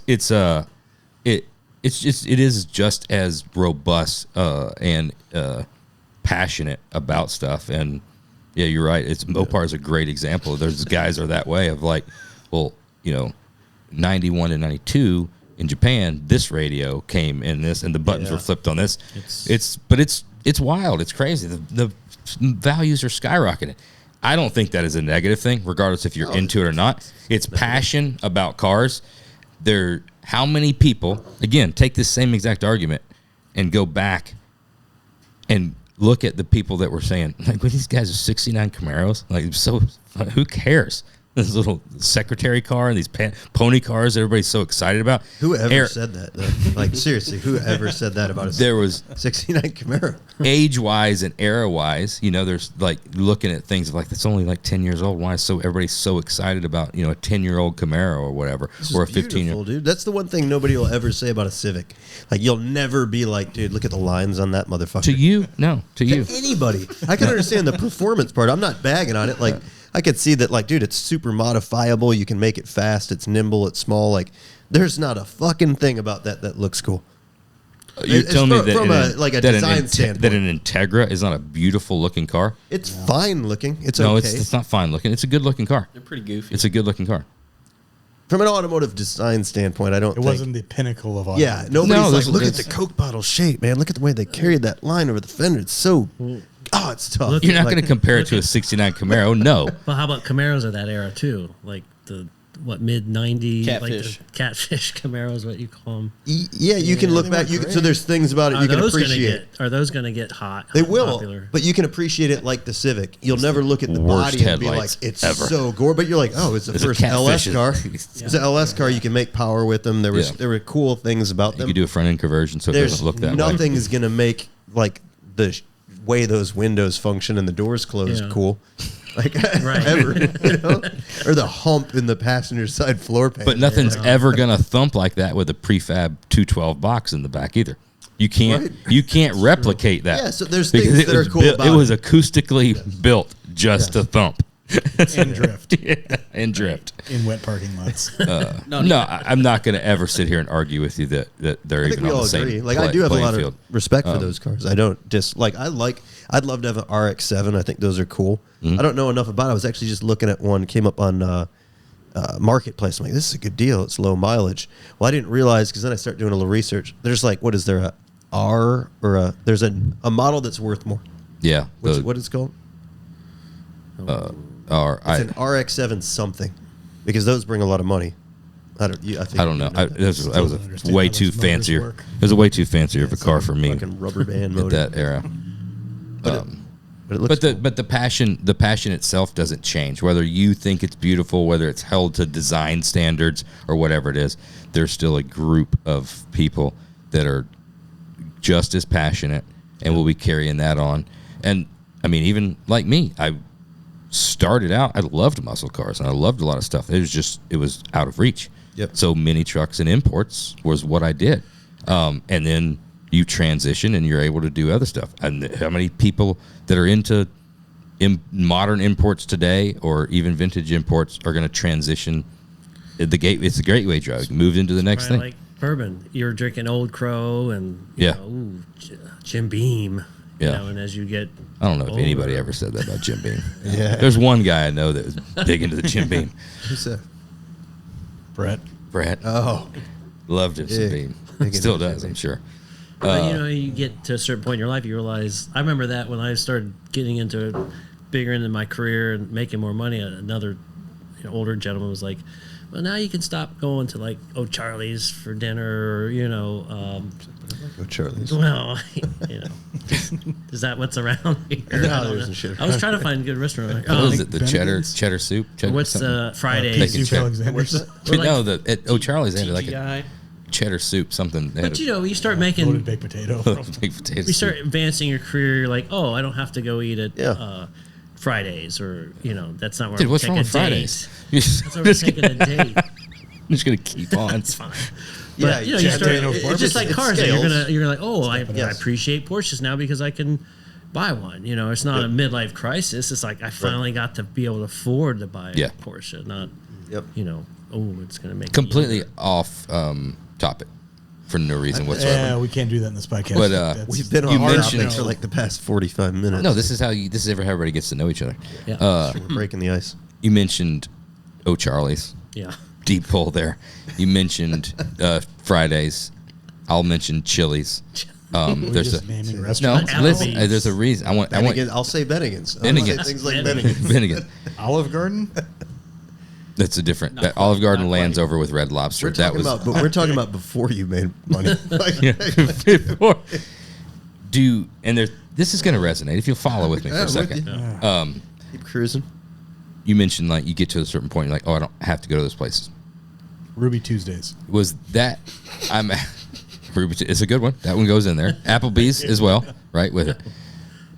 Did I have to believe that they changed their quality standards right around the same time that most everybody also said, I don't have to go to those places anymore. I can go there. Because when you do go back for whatever reason, you look at, you're like, there's no way that I thought this was good, even when this is all I could afford. There's no possible way. I remember a time. I'm holding out on the Chili's. I remember a Fajita time. nachos they're still going to be money. Not now. They have to be. No. Yeah. That place sucks every up and down. I was at an It airport sucks. Chili's. I was just at one too. Airport Chili's 2 months ago. It did what Chili's does. $48 endless chips Yeah. Suck. salsa. Not the best thing. Really? It was good? Had drinks and chicken. No, but Yeah. I remember a time. When I was younger that Chili's was a thing, and I don't remember Chili's being bad. I remember some of the same things. Right. And I know that you transition and your taste changes and your thought, but it has to. You can't tell me that the same plate of nachos that they throw out now is the same plate of nachos that we thought was good. No, it's changed. It's changed. But I'll go to Chili. I'm the guy that will take full advantage of the bottomless tostado chips. I will fucking put a hurtin' on some chips and salsa. Prove it. Show me they're been not. there, dude. No, I'm saying. Yeah. That's what After you're the telling. show. Yeah, That's what I'm you're the guy telling that's them. like shaking. I'm like, Yeah, I found thought the bottom. excuse me, but it's they've lost their touch with the chicken crispers. There's no question about that. Yeah, they're still fucking. That's a rookie order at Chili's anyway. 7,000 degrees. Chicken No. crispers. No, Yeah, that's what everybody always talks about. Chili's. Oh yeah, go there get for the They chicken do. crispers. Anybody ever Nobody got knows chili anything. at Chili's? I've never got. Yeah, that's a good Awesome. point. Yeah, I never Super had either. nachos. Super Chili nachos pepper. is where it's Yeah. at. You got Anybody- the chili at Chili's? The chili pepper. That's the Chili only thing peppers? I think. Yeah. of. Has They don't have anybody chili. ever got the Yeah, baby back ribs at Chili's? I have. I have not. They're not good. Not good. No. Not good at all. Baby That's back ribs Josh. in general are never good. Yeah, ribs in baby, public are Baby good. back. I love Josh ribs. still Not in public. he takes Jody out there when she's like behaving and he's like wants to take her out to a nice dinner. I take my lady It's out like, hey, for baby back ribs. Hey Jode, 2 racks. 2 racks. put your nice clothes on tonight. We're going to get some baby back ribs. She's gonna kill you. There could be some influence though from like our customers that are more prominent, that can afford nice things and do things. I think I've learned from some of them. Heck, I went out with Barry, your guys' Oh, really? customer. We were at a show in Michigan and hanging out all day. We were parked Yeah. next to each other, and I helped him like load his car in the trailer that evening. He's like, "I'll take you to dinner," but he's like, "It's got to be somewhere good." That's so we're searching. Was I it that think pain in the ass trailer with the the roll rack? on. Yeah. Yeah, he I've couldn't get gotten underneath it. I've gotten proficient with that thing over the It was years. tough. I'm like, I was like, There was Barry, probably a lot of swearing I involved. was like, Barry, I don't see how you could have done this. I can barely do it, but we ended up having to drive. It was during the Michigan or what's the thing up in Detroit every year? The Autorama. no, the run, Woodward? Woodward Oh, cruise. Yeah, we were there Okay. and something for that. That's where I met him. But yeah, we drove like 40 miles north of Michigan to find some Really? Where'd you guys steakhouse. end up going? Is there a Ponderosa? Up No, there? it was the Brown Derby or something Okay. like that. No, it was some Firebirds. Firebird. It was some little local joint, but he was like, "Yeah, if I'm buying dinner, it's got to be somewhere good." Which I was like, that's cool. That's our customers. So I would say that to a lot of shops. Learn how to kind of entertain your customers in the right way. Live. Yeah. He let you Their get. He needs. let you get a soda with that drink too. With that. That's an interesting topic because when you talk like we got into this all young and we all worked hard. We lived in the shop. None of us were real like cultured and didn't have these experiences at Right. these great restaurants. Mountain Dews and Doritos. is what we've Exactly. been Yeah, living off of. we're sucking down Mountain Dews, Red Bull. Well, those pre-Red Bulls, so it was Mountain Dew. Mountain Dews, 1 liter Doritos, ones too, if you want to some get beef after it. jerky. Yeah. But I remember going to like you go to SEMA for the first time, Yeah. like early 2000s, and you're throwing on like that was funny because we went. I remember we went once, and my dad just like laid into me about not having dress pants, and like back then, like dude, back then like.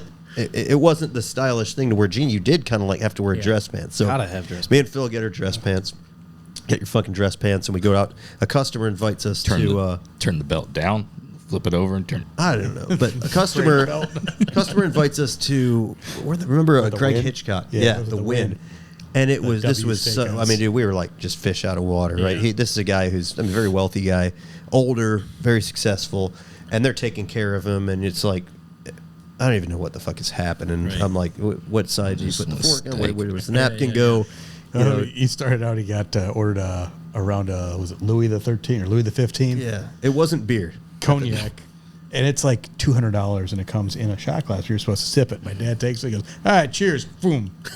And Greg just kind of looked like, "Yeah, you're supposed to sip on those. That's a $200 shot you just took there." Yeah, it's good. I'll take another. Line 'em up. But you certainly learn a lot as a young man. Right. In our industry, like, we're not like rocket scientists, we're not doctors, but we're skilled people that do things for those clients. And so they look at us like, Yeah. wow, you guys are amazing. You can do things that just make my dreams come true. So I think it's important that you have to cater to those people. Yeah, it does. Hit you. It does open doors Yeah. Yep. that you probably would have not had opened in the past. And it's weird, that relationship too, because in one way they do look at you like, oh man, the talent, it's amazing. I'm working this corporate job, I'm doing this, I've got to deal with this. What you're doing must be so amazing. You've got all this talent, you've got these great guys, you're building me my passion with my money. And there's also sometimes where it's just like, and let me show you how to wear shoes indoors, right? It's like you're super talented, but I'm going to show you what the finer things in life are, it's so many different experiened just in general that this industry has enabled all of us to be able to enjoy. Yeah. No, I feel like we're in a boom time personally in the hot rod world. I mean, it's certainly thriving. Since the COVID, I mean, it's nonstop. Yeah. Our phone rings off the hook about, right. I want to get this done. And not just builds, there's so much out there like, hey, I just got a Chevelle and it's got a rear main seal leak and it's got the brakes don't work right. And I don't know how to work on cars. That whole DIY thing, I think is gone. And who works on that? We've seen there's a big opportunity business wise to have that hot rod repair industry. And, do you guys take on a lot of that work? We do. And it's because Garrett, that's his background was mechanical, How do you do with it? Do you find that those customers have higher expectations though than like your full turnkey, like a $500,000 car versus the guy that's going to spend $1,500 to fix the rear main seal? There's more of those people, obviously. That $1,500 means a lot more to that guy. It does, and it's also sometimes a lot of those don't things feel are any hard. faster. Thought you replaced the rear main. A lot of those things are hard to like fix and have that guy leave happy. Well, think about like a dealership won't work on a car older than 10 years because the bolts are rusted and they're hard to get off. So what could be like a 2-hour job takes all day because you're trying to just free up a busted bolt or something like that. So I know a lot of shops won't even mess with that shit because you can't quote it. Yeah. And we actually charge a little more per hour for repair because it's you never know what you're going to get into, and you're going back and seeing other people's. I mean, man, we've seen. That's the scary part. You got like 5 other people that have had their hands in it. The And one got car, so many different parts. we did a 32 last year, and it was all house wiring with like wire nuts. Really? And there's no fuses in the car at all. I think that one- If you ain't got no fuses, ain't got enough fuses to blow. I mean, that's not. That is. If you use thick enough wire too, it's not going to melt. I will say this: if you're all willing, wired Sounds with battery cable. efficient to me. if you're willing to do the work, it's there, and I could hire.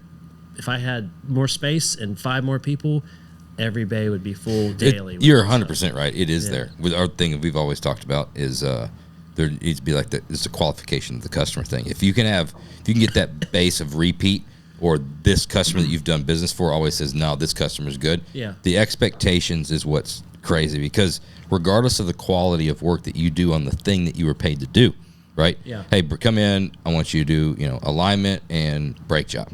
You do alignment and brake job. Everything works fine. Leave out. Oh man, my sunroof's never leaked before. Yeah. Sunroof's leaking, and then you it's hot potato. Last person to touch it. You got to stand on your word. You didn't test the sunroof for leaking when it came in.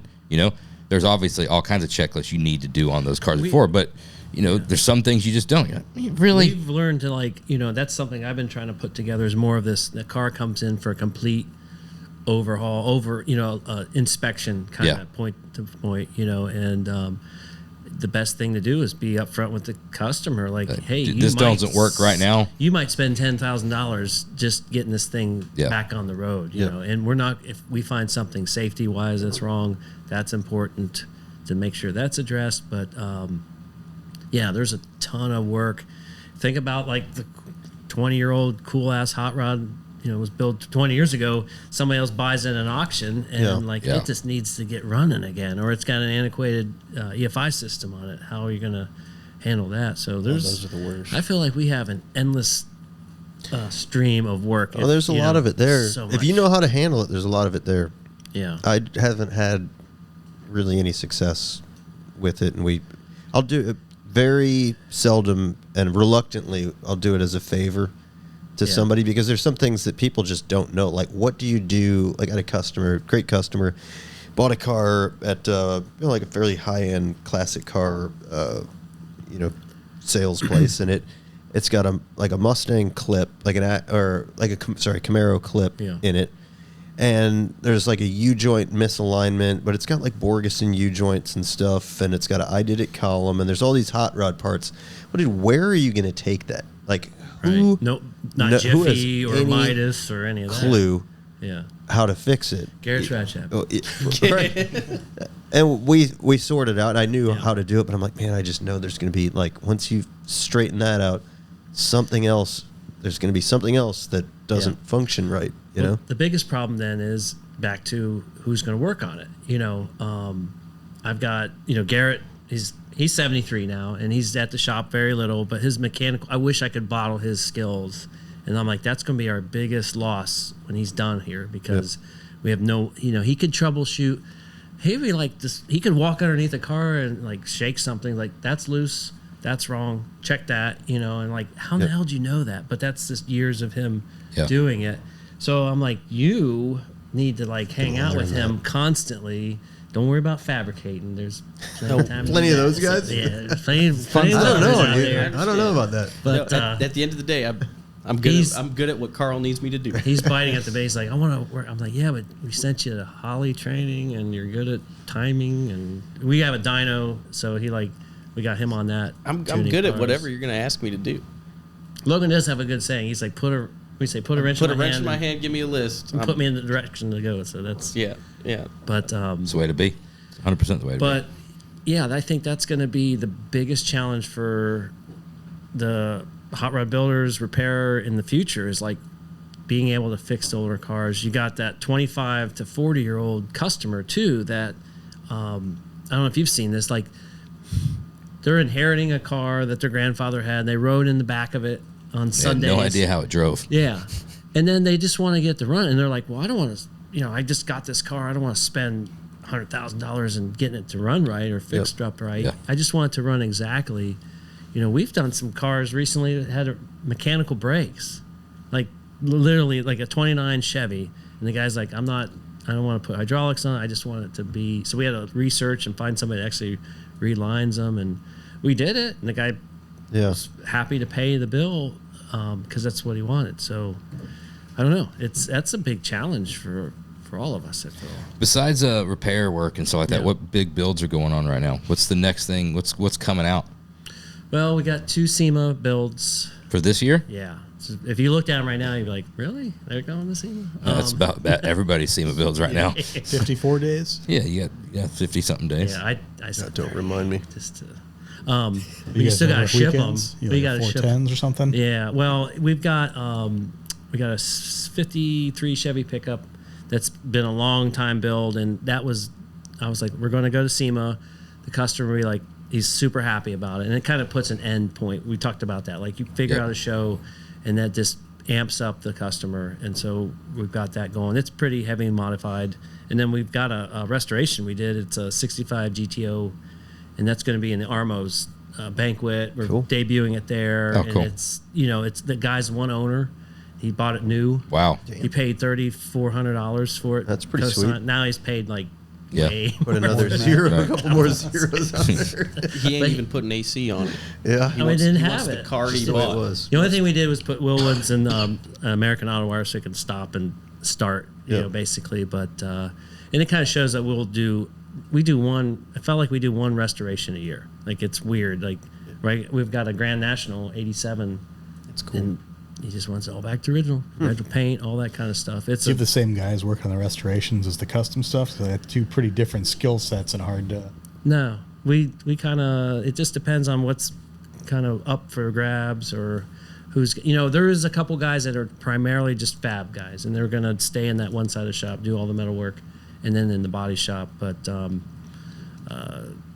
we kind of see where people's strengths are. It's a good question, because again, like Logan really wants to get in the fab area, and I know that he's building a car on his own shop, his home shop, but like, when you got a strength, it's you let me do a whole lot of fab on the Slammer too, which the Camaro. was just I got a really good taste for like final assembly. This is what it feels like to be more involved.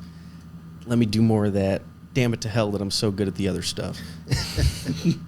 Well, You just blow up a motor or 2 here or there, and it'll pull you right out of the assembly right. side. Dude, Yeah, that's a speaking great from idea. experience, I've never washed a dish or a set of clothes. All you gotta do is fuck it up real bad the first time. Oh no, water and soap everywhere. How does this work? But You're so, an idiot. You know how to use that. I know I don't. So past the SEMA builds, we have It's so My bad. madness.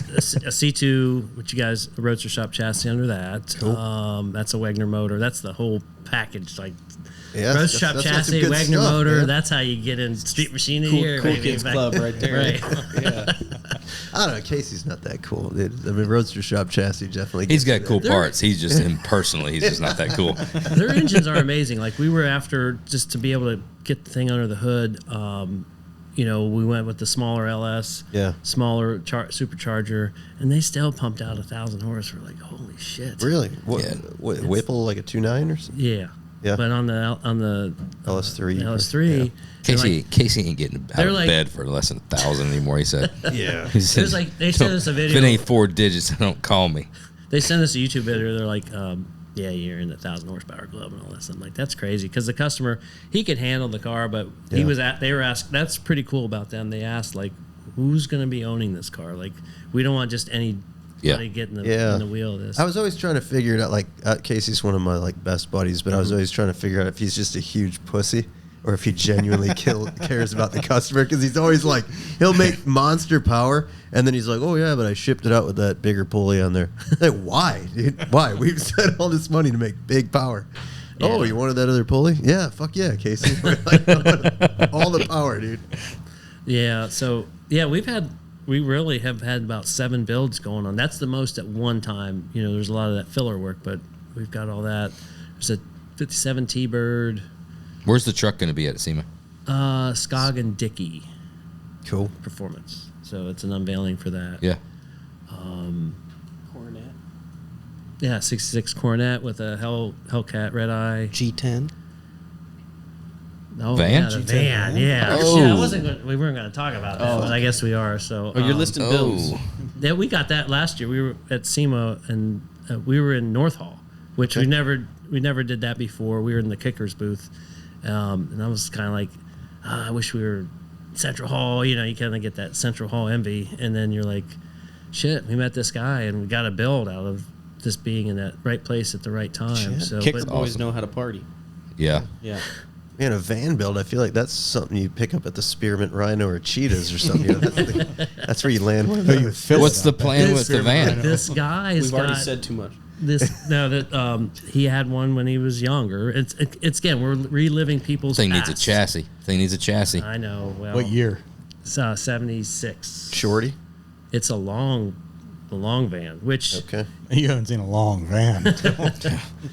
well, the weirdest thing about that van, I will tell you this: like there was a weird hole in the middle of the floor, and then Oh, yeah. somebody must have put a Something structural that went from the hole floor or to the something. roof. Yeah, Yeah. I'm not saying it was a a lot pole, of dents on the. but maybe a column. It's a van. So brass columns. it's a van. Yeah. So So unless it was a 15 window church van, no, then Certainly not. we all know what happened in every single van that ever was made. well I mean, they don't have the best reputation for things not happening in a church van either.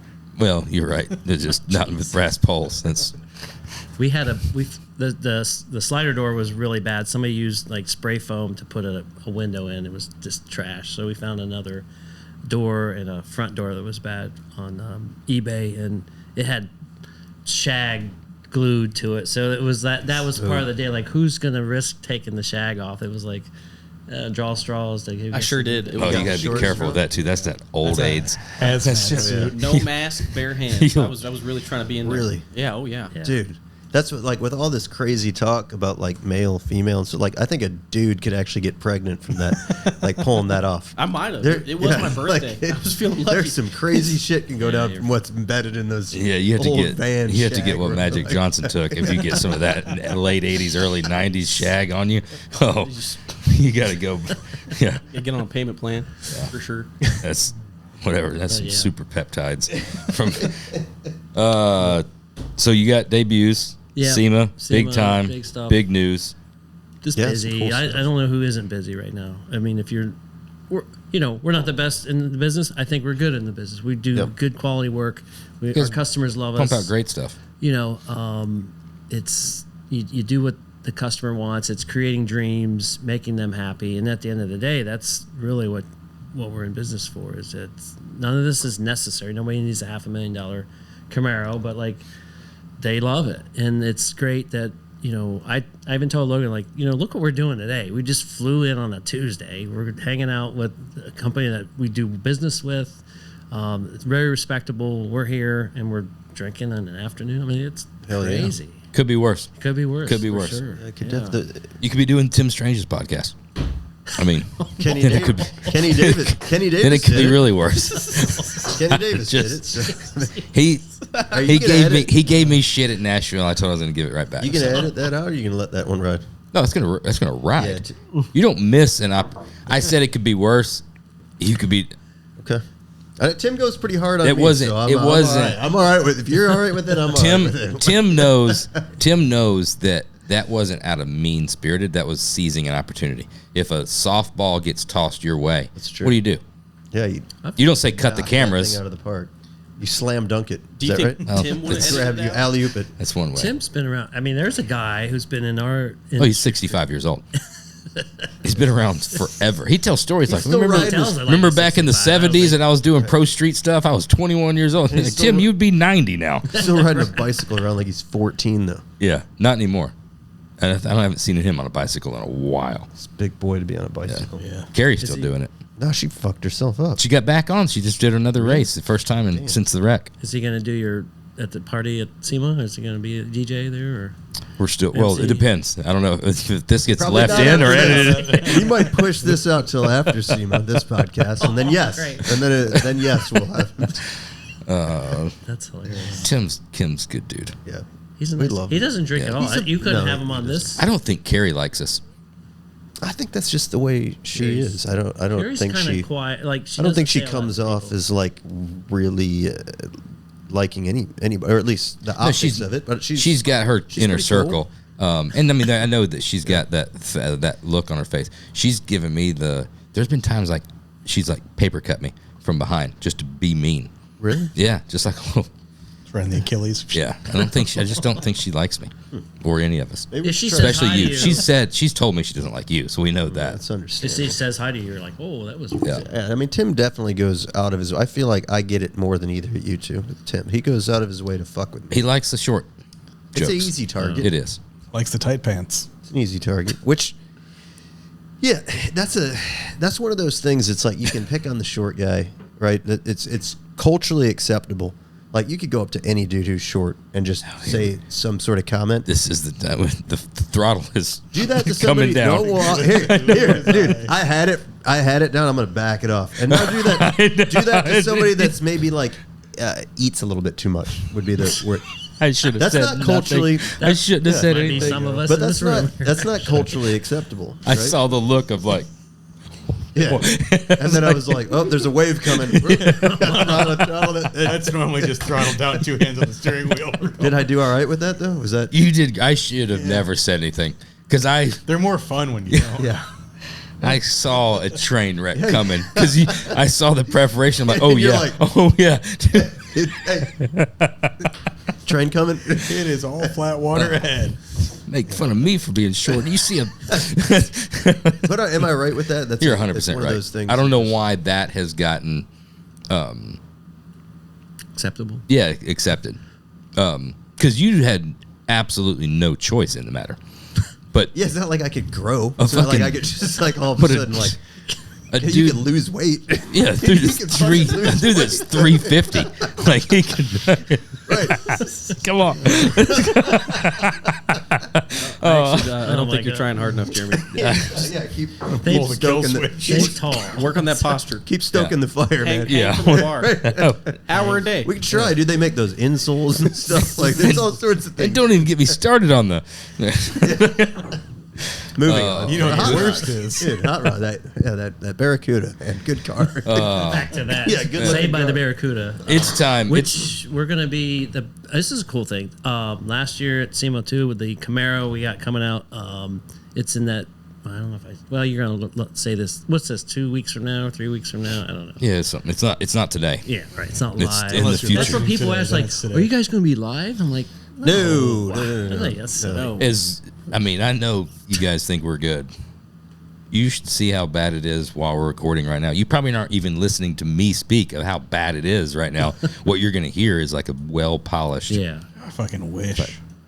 Yeah, we don't do any So we editing. You're got- right. So this is kind of cool. So the Camaro got in with that CSR Racing, which is a Yeah. It's cool. video game. Yep. That's- So we have they the do an Barracuda. amazing job. Well, the Barracuda's in there too. So we'll have Nice. 2 cars. That's badass. Which 2 stories of that. Once I was we used to use Axalta paint, and Mickey Smith was the rep for Axalta for Yeah. years, and he was great because he would like get you in events. We did an event at the NASCAR race, and he had all of like me and Big Oaks and Mike Rutter and those guys. We all Wasn't he the gold bins. airbrush guy? Who's that? Mickey Smith. Couldn't he airbrush? I think so. Yeah, I don't maybe, but you know what I'm talking about. Yeah, I know exactly what you're talking about. Yeah. So he would get us some cool gigs with Axalta, and they were like paid for, cool dinners and all that kind of stuff. But we're at the Daytona Speedway, and we're on the Axalta level with all of our cars. And we had the Barracuda there, and this kid came up. He's like, "I own this car. I own this car." I'm like, "What the hell is this kid saying?" You know, he's just going. He's like, "In the video game, like I guess That's you cool. buy the and he couldn't believe it. Like that car is actually right there. That's in pretty front of him. badass. Yeah, so that was pretty cool. But like, so with the Camaro and the crazy. the Barracuda, like you could drag race them online. Yep. And I'm like, we've got access to the Barracuda. So like we should actually drag race the Barracuda Camaro- and the Camaro and like Camaro do a never shouldn't win. real live, but Never shouldn't win. My story, and I'm sticking to it. Have but- you got kids? I don't. You don't? No. No. He's got me.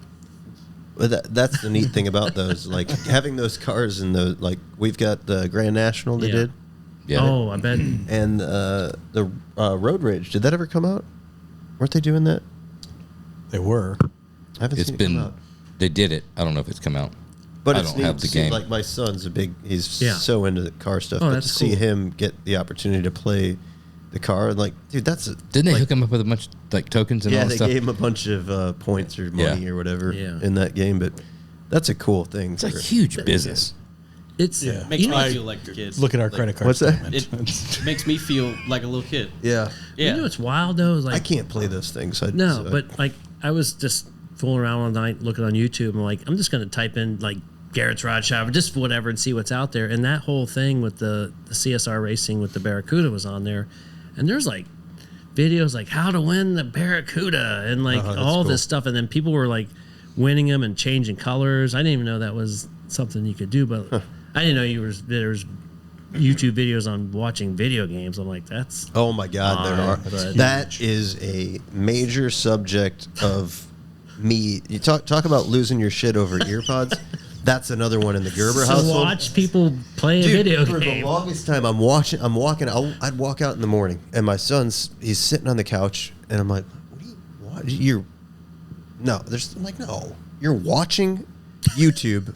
You're watching somebody play a yeah. video game. I'm like, what the fuck is the matter with you? Go play the video game. You're gonna watch somebody play a video? Trying to find out how to do it. I'm trying to find out how to do something.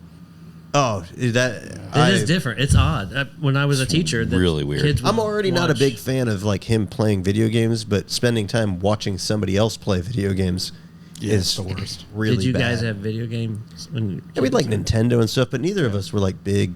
No, and then like if you Video weren't game playing, guys. like you you were like reach a dying certain to be age, the one to play. Like you didn't want to sit there and watch somebody Yeah. else. Yeah. Now it's like the video game console's there unattended, and you're on your phone watching somebody else play the game that's right there. Right. Like, dude, if you were playing, the one game we all played was Bond. Remember Yeah. when that was at N64? 007. Yep. And you had four. At that time, you had four controllers. That was Dude, if you were the college. fifth. That's the only reason I Right, if you were the fifth stayed guy. at college for the 1 year I was at college.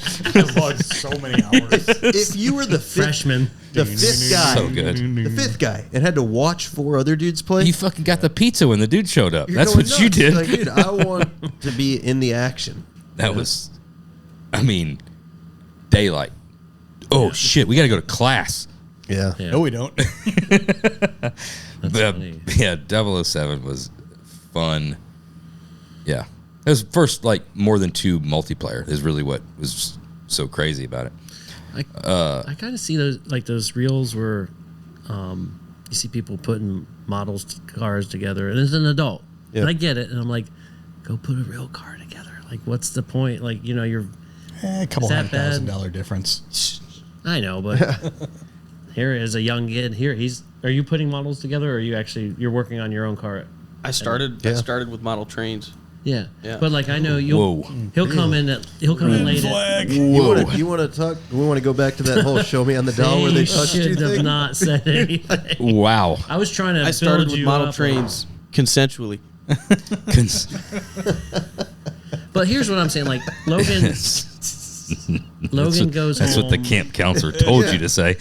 Listen, Logan goes home after an 8-10 hour day and then works on his car through the night. I'm like, dude, don't burn out because like you're gonna. I'm on a mission from God. Yeah. So he's like, I mean, I don't know. That's What are you building? I got a little 77 Camaro. It's the high school clapbox Camaro. But Nice. I took it super apart to a degree that I did not know how to put it back together. And then a hot rod as a career became a means to an end. So I don't have the skills currently to get my car drivable again. I got to go learn from these guys. And then I learned the entire scale of the industry and just, wow, I can keep doing this. Yep. So now I had it on a chassis table. It's on its own weight. Sweet. For the first time in 6 years on a C5 front and rear suspension. And Cool. You built all that?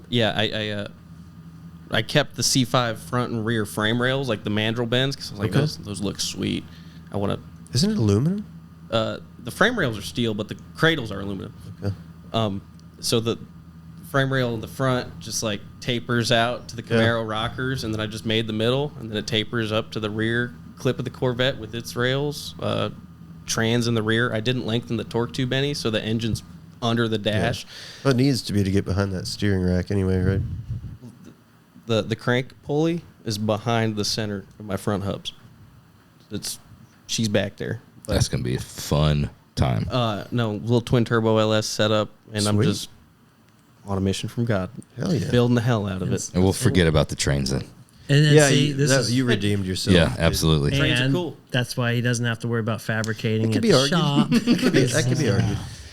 I mean, the fact that trains exist to travel things in real life all across the nation is great.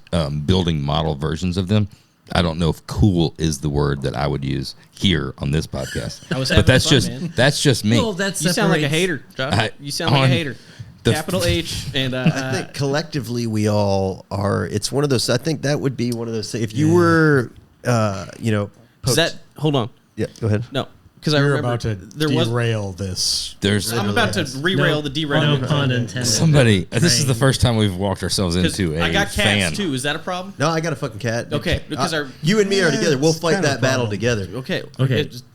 The cats are consensual too. I don't know if yours is. So Yeah, The cat- It's, be a hater. Be a hater. Yeah, no, I mean the trains, dude. So here's the deal with the trains, right? Like I feel like if you were somebody was possibly investigating you for something that maybe you shouldn't have been doing with a minor, and that showed up that you were into, they'd be like, that's proof enough. Case He closed. he Yeah. fucking did it. He did it. It's over. They- That's they- one- It's done. That's one way to put And I it. think in front of a jury too, they'd be like, he fucked with trains. He played with model trains, and they would be like, guilty, No. guilty, guilty, guilty. But Jeremy, he is 24, so 10 years makes difference. Yeah, I know, but that's versus it. like the It's Honda weird. Civic That's versus weird. The It's- cars I'm into are 50 years old, I'm and the girls are too. And there's nothing wrong with that. I was going to go similar, though I would have probably presented it in a little bit cleaner way. However, Clean it the up. model train thing, I thought I delivered. you that did fairly good. clean. Is Could have been worse. from what you wanted to say. I know it was Could clean. have been way worse. If my parents had said, "Hey, you're going to go over to so and so's house. He's a grown man. He's got model trains. You're going to like it." I would have instantly been like, "I don't think I'm going to like it. It sounds like that's a place I shouldn't go." Kids playing with model trains of like, "Hey, you should go over and play with Johnny's at Johnny's house. He's into model trains." I also would have been like, "Nah, I don't think that's for me." I don't know why it is the train thing, because if I went and played with a kid that had slot cars, cool. Yeah, that kid's a badass. That kid's a badass. Yeah, he fucks. I bet the Kid's laying kid. it I bet down. the kid with slot cars Kid's also laying it has down. the GI Joe. the aircraft carrier that you guys talk about. Right. I bet he has that. I bet you the kid that plays with model trains does not know what G.I. Joe is I decided for at a very whatever young- reason. I decided at a very It's young a it's age. a it's a stigma. It's I was It offered is. up both. There was a there was a crossroads that I was able to take. the backpack. No, fuck the backpack super soaker, dude. My dad was into. I hate to say it. I don't know wanna what he s- was into. Yeah, he was into model trains. He liked model trains. Hey, your dad's all right. He forced me as a oh Jesus, this is Say- bad. He forced me to convert my trundle bed into a model train set as a kid. And I think, to be honest with you, like all the jokes aside, I think that's what did it for me. That's what it's just like burned into my memory. It's like it's a scar, right? I couldn't have fucking sleepovers, dude. You want to sleep over? Guess what? You're sleeping on the floor because Dad put a fucking model train set in my trundle bed that I don't play with. Yeah. You know, it's like, yeah, sure, you could put the liquid smoke in it. It's got like it'll My go, favorite part is choo-choo, hearing you say trundle bed. yeah. But he also had a slot car track, Which is more and fun. I was drawn to the slot car track Because that But was your it's cool. the- friends, it's the same your thing. friends could play the slot cars, like the train. we'd mod Your out friends the would slot come over cars if they were. I knew a kid that had a train set, and so like you go over there and you just sit there while, and like it'll be coming around in like 2 more minutes. Guess what? It's not gonna go But off the the friend track. that had the damn slot car race, like everybody Yep. could enjoy. You're sweaty afterwards. You know, it This was is fun. this is a safe space, right? Break it down. I'm gonna admit some things. You're admitting some things. So this is safe. Yeah, it's a safe. except for yeah. the whole It's a no other judgment zone. part of watching. Moratorium, 100% Moratorium safe on what? on anything as of what I'm about to say getting used against me later. Yes. I'll give it to you. Scout's I'll- honor. Yeah, I'll give it to you because I think If you violate, that's just between you and me, not the rest of the listeners. it's fine. But if you violate, I'm ahead. telling you, there's repercussions. So All right, you get to say whatever you want, and you can have a pumpkin spice latte. Fuck your pumpkin spice lattes. It's you can have one if you want. Yeah. really? It's about in season. The model train thing, you're 100% right. The slowness, right, of the thing, and it's not cars. If you are a diehard into the scale and the dioramas and creating a entire world, I think that's cool. So now you're starting to get me because now I understand there's a skill set. It's a whole different thing creating alternate worlds or scale recreation of San Francisco and having to Interesting choice of having town. to scale build the now I'm no, I'm not done yet. Dude, I'm fixing to blow your mind. Put a bow on it. worse. That's worse. I think there's a talent in creating the finishes and rebuilding different from nothing. It's not like they don't make a bridge set There's also that a you buy a talent. bridge. You got to create it from scratch. Yeah. There's also a talent in The- knitting. You know what else? You know what else there's a talent in? Wildly accurate dollhouses and the scale recreation of ornate finishes Josh is coming out. of houses. Josh, this is Yeah, a I safe think- space still. Josh, Yeah. just That's to- you said moratorium, so How you can't many bring that up. dollhouses have you We built? could talk about it tonight, though. But I've never built a dollhouse. But I if you- appreciate the skill level. I've if read you Scale Auto have- Enthusiast. I've if- went through the models. if you have the aptitude, the fortitude, these are big words, the willingness and patience to do all that, then Yes. maybe hot rod building is for you because it's tedious, it's precise, it's attention to detail. because you're creating something. That's Right. where I was getting at it. Yeah, I don't want I- you to buy a set, Also, hook up your no. choo-choo and and put your little engineer hat on and make noises. And that's now, not if what you're it was. if you're creating stuff like if you can take a sheet of styrene, right, and this I know things, all right. Build a grain elevator. Exactly. Yep. And create and do a little airbrush finish. You're like, this thing's been around for a long time. And you're like, oh my God, it looks like real, but it's small. That I get. And I can get behind that. And I gotta say, it was never There's just a loop. So many softballs. Never just a slow loop. All right. The highlight of my train layout, and the homies will vouch Would for you like this. ask The homies. The Hey, homies. a will- bank turn? Can you do a bank turn? No, it's traveling through the Dude, country. Simmer down, J-Dog. I'm about to put a crazy bow on this. All right, bring it. I had a switching yard, all right? Switches. It's a puzzle, all right? Okay. You got a yard of freight, and you got your little locomotive, and you're trying to put a longer train together to get on that main loop. And you got to... time it all just I can right. say- You got things going. All I can say, I'm glad you outgrown that because we have no time for I'll that. tell you what. Here's Building hot rods. Let me I'll just tell you this. that right now. Like, I had a Sega Genesis, right? I had a Sega Genesis. I think we played back. Big when we were Sonic. kids. You're a big Sonic head. No, Road Rash. Road Rash was Oh, it was a super bike, like motorcycle, motorcycle right, yeah, game. yeah. There was never a scenario in my room where I'm like, 3 fucking buddies are over. Let's pull out the trundle bed and let's all sit Indian style and watch the fucking train go around. Had the wrong homies. No, we're playing. I mean, we were playing a little Road Rash. We were watching USA up all night. You go into the basement. getting the Teenage Mutant Ninja Turtle blankets out. That's the same buddies, wasn't it? It's the same. I'm just asking if it's the same buddies. Because y'all maybe should have played with trains.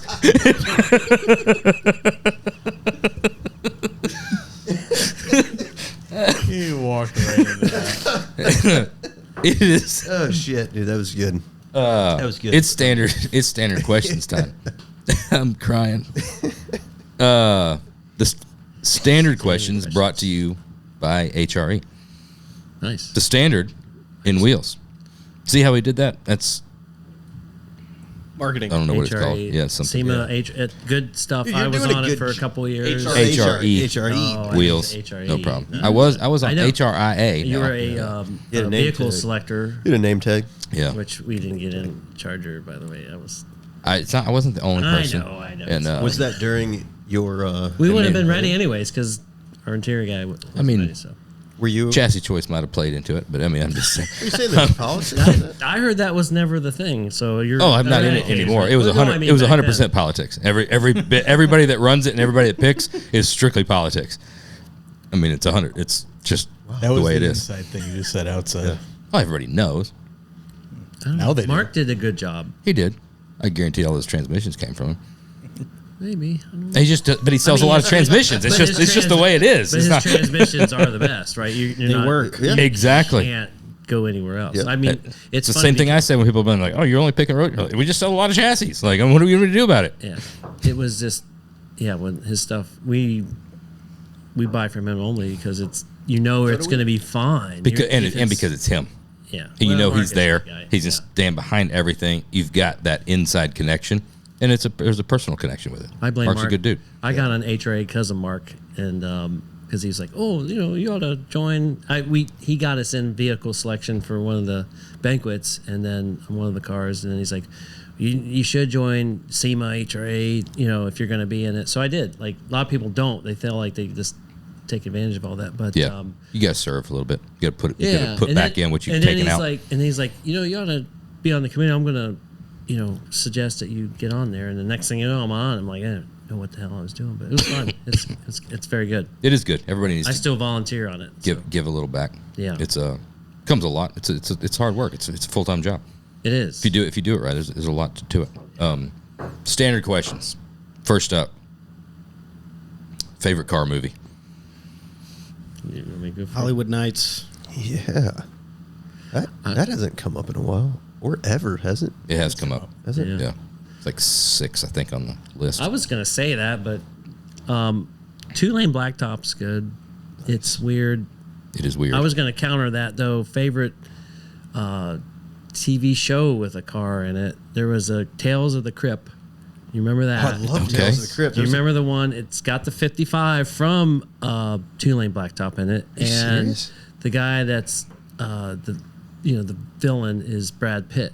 He's actually On Tales of the Crypt? yeah, it's really? his first it's like an early Brad Pitt. I'm gonna have to sighting. find that. Yeah, Google and so he's got this. I think it's a Cutlass or a Chevelle, kind of like from 2-lane blacktop, but he's driving. Yeah, we should look it up. Tales of the Crypt, Brad Pitt. But anyways, the dude's after Brad Pitt's after this dude's daughter, and he's car racer, and it's got this. I think it's a GTO or Buick or whatever, but his 69 Chevelle. father is a Channel 2, Chicago. his father is a police officer, but he's got the 55 in the back. So loud. I call this nasty nugget King of the Road. This is good. We're getting banged for copyright right now. Just keep it under 30 seconds. You're good.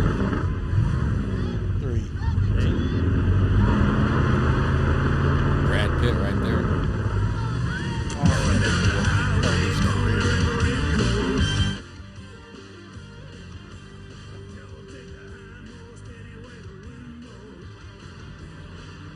We're gonna have to check that one out. Dude, this Let's could watch be, it. It's only 12. It's only 12 This could minutes. be one of the best polls. Hold on. This podcast when it comes to car movies, car TV shows. I had You're no welcome. idea. We come in swinging. Hello down there. See, I was hoping you could help me out. I'm trying to That's Brad track there. down this old boy. Supposed to... Go to the scene. This Go- must have been what propelled his career. Fast forward up a little bit. There's a part when he gets the 55 out of the barn. Keep going. It's up. Yeah. He keeps getting beat by this guy, but then he realizes, like, all right, I'm going to go get the 2-lane blacktop 55. Yeah, I think as long as we keep our There you go. Wait. Back it up. Yeah, there. Maybe. keep the clips under 30 seconds, copyright ain't a problem. There it is. Or maybe it's Project X. I don't. Yeah, it's 57. Yeah. I polished her up every 6 months like clockwork, thinking you might come back. This is why this is my favorite.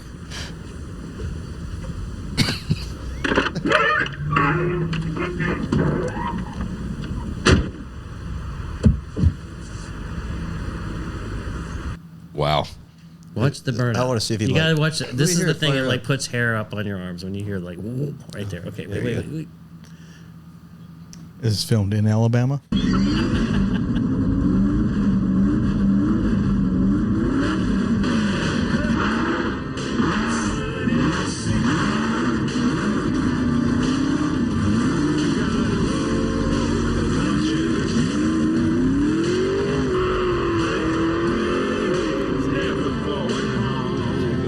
That's it. It may not be a movie, but 30 minutes Hey, is that's all a I great. needed. So That's a great poll. After 3 years of, how many hundreds of people? Thousands of podcasts. Several thousand. Hundreds of thousands. That's the first time that's been pulled, and that's It's a really good poll. thank you. It's a really good poll. Nicely done. Thanks. Well, do you just a Tony Danza fan, or did you like the 57? That was Carl's poll. No, Two-Lane Two-Lane- Hollywood or Nights. Hollywood Nights.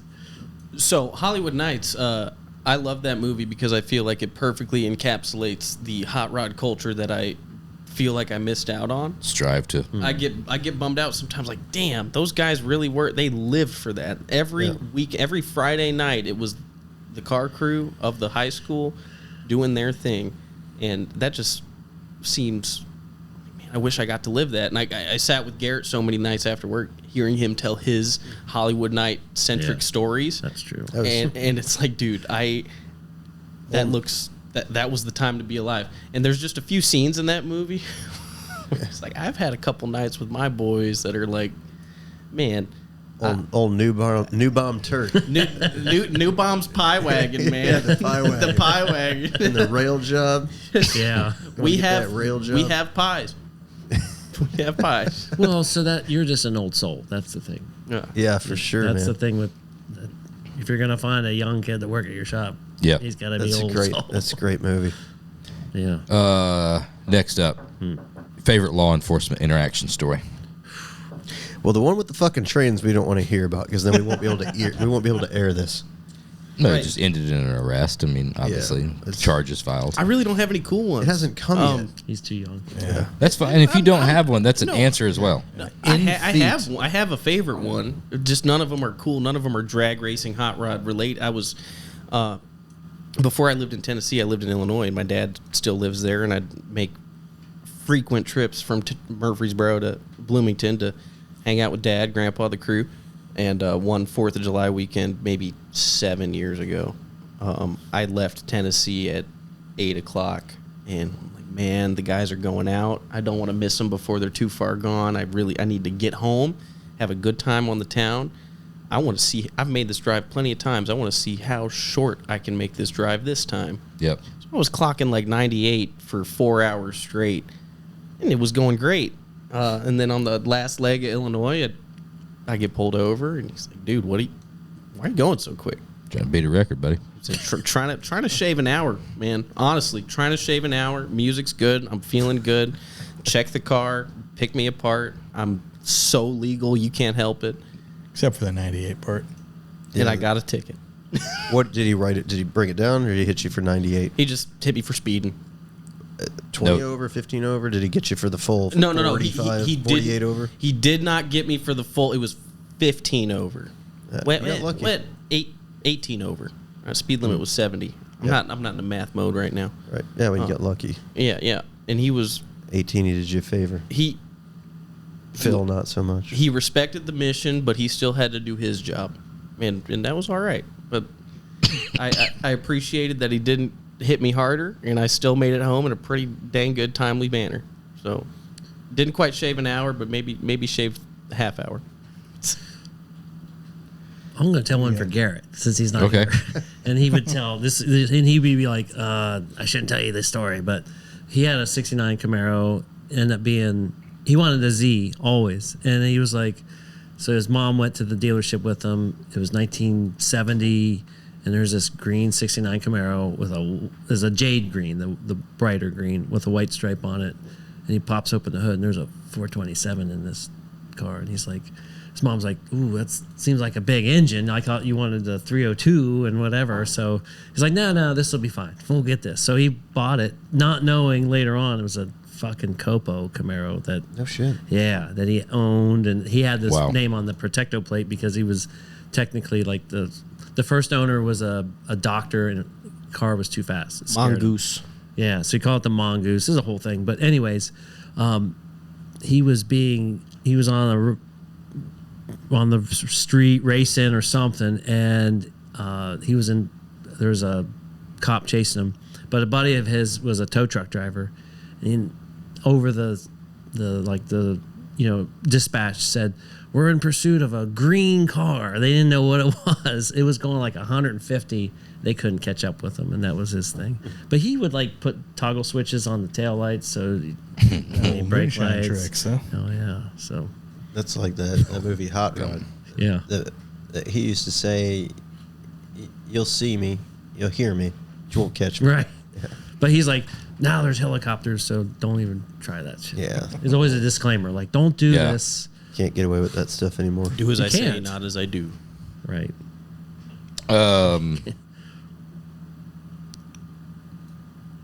What's next? Best piece of advice. We can go there. Best piece of advice you've ever received. You know, it probably is from Garrett. You know, it's like, work hard. If you're doing something like what we do, like give that customer, no matter what their financial, background is or whatever, give them their best job that you can do. Make your value a daily thing. Like, strive for the best, and strive for them and make them happy. Like, that's his dream. Make a person happy, make your customers happy, and that's the best thing he could have ever said. It just keeps things transparent. Right. Be upfront and honest. That's his advice to what he tells all of us. So, that's not real dramatic, but I certainly heard him. I heard that from him more than once. yeah. Nothing from your grandfather or anything? It's not from my grandpa. It's actually from a friend my age who is passionately involved in the AA community, and he's just like, do it scared. Do it scared. Life gets overwhelming. Life gets scary. Things are intimidating. Do it scared. It's not a reason to back down. Just do it scared. That's cool. And That is good. Yeah, for some reason, that just really resonated with me. Like, man, I don't know how I do get to that finish line, but I'm going to do it scared. Yeah. Yeah. That's really good. I'm sure all those kids that are sitting there next to the dude playing with the trains are doing it scared. Okay, well, sure thing. That was like a loaded. That was so loaded. Did I set you up for that? I just, it was there for the taking. Spin I some mean, it was bangers. good advice. Spin some It bangers. was good advice. I mean, this in and of itself, just highlight reel. I mean, Elliot's got a lot to work with. Great. Everybody's favorite. So happy for that. Last but not least, Sylvester Stallone or Burt Reynolds. Burt Reynolds. Yeah. Stallone's pretty cool. I mean, like, he's still alive. He's still doing it. That's right. You're fucking right. He's, you know, he's defied. How many people have used that as the win? Well, he's still here. He probably has more money than what Burt Reynolds ever. Not that that's the driving factor, but he's done well. I think Stallone's done quite well for himself financially. Those are some odd things to put in the win column. Yeah. There's not a lot. It's not like those are two pretty good wins. Raring review. But he had some great movies. What's your go-to? What's the best? Best Stallone movies? Yeah. Just give Rambo. Me Come on. Yeah, Rambo. Rambo's a 1 through amazing 4. movie. You know, it's First Blood was good. Yeah, but Burt Reynolds, exactly. the man. Yeah. But both those guys are really amazing. You obviously Burt Reynolds resonated with you. That you got man. fucking Right in the sash upper going, lip. dude. That's I only take my hat off for one thing. I think it's the old soul thing. You're right. You got the old soul going on. There's an age group that just is It could be an age thing. Drawn to Burt If Reynolds. he was young punk, he wouldn't have made it in our shop at all. Like if he was like, we had a young punk, and he just didn't make it. And unfortunately, I don't know if we're gonna ever get more of that. But that was the thing I was gonna say. Like, make sure that Logan says, like, if you're a young person, what do you need to do to get into these shops? Like, what do Make sacrifices. yeah. It is way bigger than you. You are not the man. Be humble. Be respectful. Learn everything you can from all these old cats while they're here, because the fact that you're in front of them is enough of an opportunity for you to revere where you're at. And if you can't see that, keep stepping. That's cool. That's good. You guys probably, when somebody young comes in, if they're all ears and they want to hear what you got and not dispute or discount or say, well, I saw this on YouTube and I know what it is. I mean, that's probably more enticing. Yeah, you just, you don't see it a tremendous amount. And I didn't have the privilege of it. Like, I worked with a lot of old guys that weren't, like, they just didn't want to give up that information. It's almost like it was guarded, and you were more of a nuisance for even asking. Yeah. That I didn't have that positive experience with, like, those old school hot rodders. Garrett's the same way. No, he revealed his cards as I was worthy. He would test my mettle before giving me knowledge. He would make sure, like, this kid's worth sharing this with. And he did that many times. It still does. Yeah. You get away with a lot more than I ever did. I'd be like, these aren't the same people I grew up with. Yeah, you certainly I do said half that. of this shit. Like, I'm in trouble for that. Oh my God. Yeah, I'm all about sharing, like, everything That might be our generation, I've though, that got. we're more like the hot rod world. I've had people say that to us, like, you guys are at a car show and you're out to dinner and you're all got your colors, your different shirts on, and you're all hanging out together. Like, why aren't you, like, you guys are the Fighting, competition? Like, because our customers like us for what we do, and they're going to find, so really you're better off to be, like, learn from each other and help each other out. If you guys are ever in Columbus and you need something from our shop, we've done a lot of stuff for people during Good Guys. Like, we broke down. Come on in. Use our shop. Whatever, for free. It doesn't matter, because I think that's just what we've done. Maybe the older generation was a little more like cover up their secrets. Well, that's an interesting topic, though, because with the hot rod community, that's what I think is the coolest thing about being in this industry is the relationship you have with the shops and how willing they are to share information. I mean, we've just got such a great network of guys. You can reach out, and everybody's got their thing that they're really good at, and you can reach out to any of those guys. Right. Like Miranda built. Like, he's a fucking wiring just guru. The dude his wiring is unbelievable. So if there's a wiring question, dude, I'll hit him up. If my knees are hurting or my joints are fucking hurting, and I feel like I'm getting old and how to deal with it, Ring Brothers. Mike and Jim, they'll say, hit them up, right? But If you want to lift a Joint scale, pain. you don't call Casey. yeah. No, but I mean, Casey's is fucking just a wealth of knowledge. It's unbelievable the shit that dude knows. Mark Bowler, like, Mark's you build great. this network within this industry of all these amazing guys that are willing to share that information. Cousin Mikey, ask him about like C10, S10 stuff.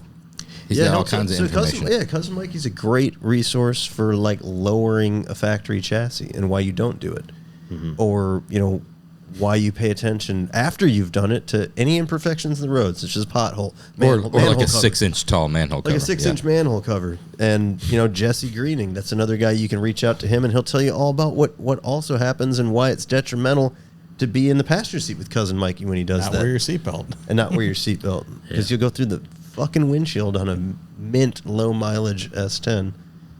Yeah. But I think that's what makes our industry great. It is. We can share shit.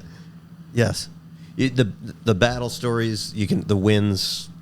The wins are the best thing, though, because when you build that network, the stuff that, like, you've probably fought battles, right? On, like, chasing a fucking ghost, and you as well, that the next guy, it would take him the same amount of time, if not more. And to be able to share that with somebody to get him out of trouble, dude, is gold. Sure. Yeah, you feel proud about, like, you can help them out. Well, yeah, you do. You feel, because you're like, dude, I fought that battle. You're not going to believe this. You're not going to believe. You won't believe what the solution is, because, and then when you share that, it's going to sound stupid, right? But throwing cubic dollars at it, it ended up being this little washer or the wrong material on this. It's not the passenger side headlight wiring. It's actually the fuel sender, and if you hold the day, like the craziest things that we've spent, especially when it comes so in noise, time. like when it's a squeak or a thing. Yeah, they're like, man, it's coming from right here. I'm like, well, hold on, that doesn't mean anything. Yep. Because it's probably coming from there. Speaking from experience, it's. Right. I think our industry lacks, and that was something when I was in HRA, like our shops not running businesses the right way.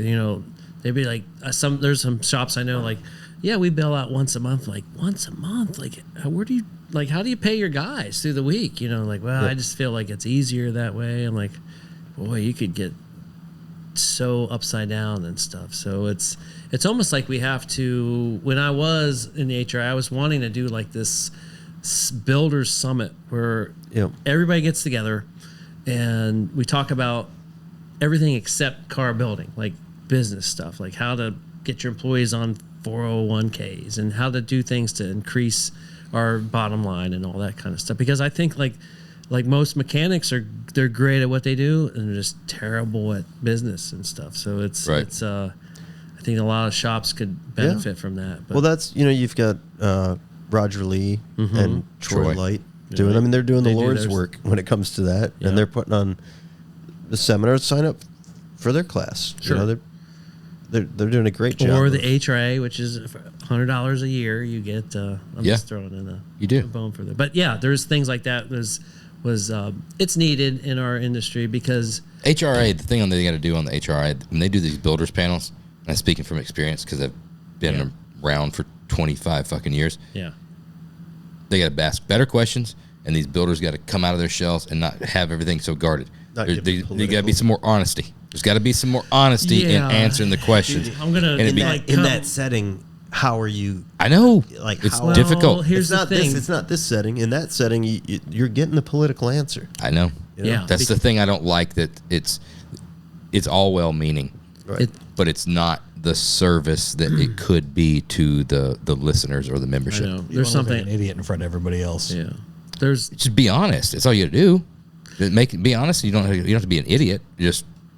You also have to spread the wealth. Everything doesn't have to be sugar-coated. Josh, don't you think you have to spread the wealth, though? Like, not just, Ring Brothers, they've made it. They're on top of their game. And so their world might be a little different than, like, Charlie's or Cruisers or something. Like, we're all good at what we do. It's just there's different perspectives. You're saying they need to have some different people on. That's you saying that. I'm not saying that. I'm not going against the cabal of the HRA. Josh said everything that HRA is doing is the right way.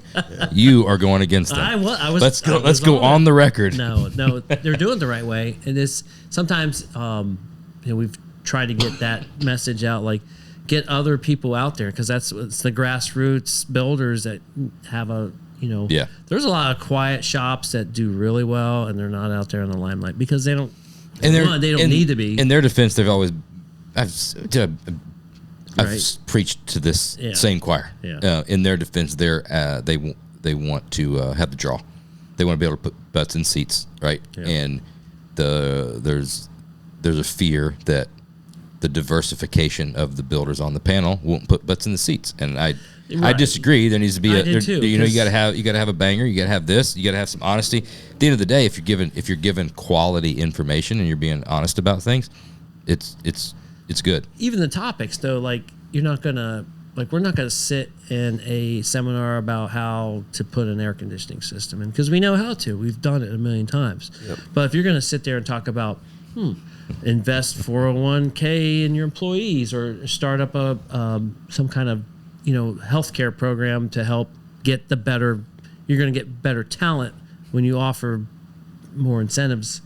How does my shop get to do that? I'm going to sit on that conversation, because that's going to apply more to what's interesting to me. I know you built 10 different Riddler cars and you won every one, and it's great, but with doesn't do anything for like me, so. that doesn't work with all builders, because you've got a lot of super like you're not going to sit in a builder's panel and listen to Dave Lane talk about that, right? Dave Lane's a wicked talented builder, but the motherfucker worked by himself. He had for no his entire career, right? He's like, the only 401k. Yeah, he invested. He invested all the money wherever he invested. Or one. That's a different animal. So but 1K. Yeah, right. To be honest, I heard he used to charge like the whole week. If he went in a car show, like he charged from the day he left his house to which is amazing. His time. It's his time. Right. He did it well. He has a unique business model, and also crazy talented, and did very well. And that's something like what we've talked about too. Like maybe our customers don't need to know this, but anyways, like if we're going to go to the show, that's part of the job. Like if we're going to promote your car, we need to get funded for that. So. Yeah, it's that all that stuff gets everybody handles it a little different, but I think what you're talking about, I honestly think that the thing what Roger and Troy are doing is really good for that. Sure, because you're not always going to get it from when you look at all these builders and you admire certain builders. Everybody does it a little differently. I mean, some guy he's building some unbelievable stuff, but maybe he's doing it behind his house, in his garage personally, or he's got one or two dudes. If you're looking at doing it like as a business, I don't know that you're going to get that as a builder's panel. They're set up to do different things, and I think once you can wrap your head around the fact that they are set up to do different things, it makes more sense. And I know at least me, I'm less frustrated as I used to be, because the HRI builders panel of doing a great job of selling the sex and selling the lifestyle, and getting more people interested in it. It's not going to answer those hard questions. No. Those hard questions and deep dive is going to come from a Roger. It's going to come from oil and whiskey, and it's going to come from the super podcast. It's coming to me now. I think that it's a good platform to bring it together. Well, that's why the podcast really started and still exists. But to bring it maybe in one for the people who don't regularly listen and just listen to one. Oh, dude, just the get business advice. Well, bring in just run a marathon. Bring in them all. Do it a super. You know what I find interesting though and with just this let it is rip. you guys love doing this stuff. Like I'm thinking we're gonna get on there. How many more podcasts are gonna be available? We should get on there as soon as we can, because are they gonna get bored of asking small little shops like what you guys do? But I can tell like. Dude, the listener should understand. Like these guys, you guys really love doing this. It's enjoyable to do. I mean, we love the industry. We love the second that it's not fun, we will not do it anymore. We're not that like kind-hearted that we're gonna like give back to this industry. This is just for fun. Purely selfish. It's 100%. For me, it's not going to come from the guests. Like I always enjoyed I feel like when I hang it up, it's going to be that I just can't fucking deal with this guy anymore. It's going to be like, that's enough, dude. Oh, we can quit because of that? Yeah. The last one, I can see us being, this is it. Right. I didn't realize that we had a choice for that. Yeah. And I'm not social enough. Done I'm not social enough to carry it by myself. Like you guys have a hell of a schedule. Like you guys got 4 this week. Right? Yeah, and then you got 5. The road tour coming 5. in, and we got 5 this week. That's dedication. That's a busy week. Yeah. Holy cow! It's a busy week. No. It's a lot of drinking, but it's a lot of liver damage. What's even worse is when you think about it, it's 5 in 3 days. It's not 5 in 5 days. It's 5 in 3 days. When and we a road schedule tour. this, he's like, "Oh, you already missed this. You already missed this date. You gotta schedule another one." Like, that was only that's 2. That, yeah, dude, it's crazy. Dude, this is a big fucking dude, they deal, are. man. No, I know. That's why we're so happy. Just kidding. But it's just, again, it's just like, I think it's really cool that you guys, the energy is It's amazing. it's a cool industry, and you never know. Like we had last night, we did Mike Good from PRI. And I don't know. Yeah. I don't know him. I've never met him. Yeah. And PRI is a car show. It's a big deal. Yeah. You don't know what to expect, but as you get into it, dude, it is Great one.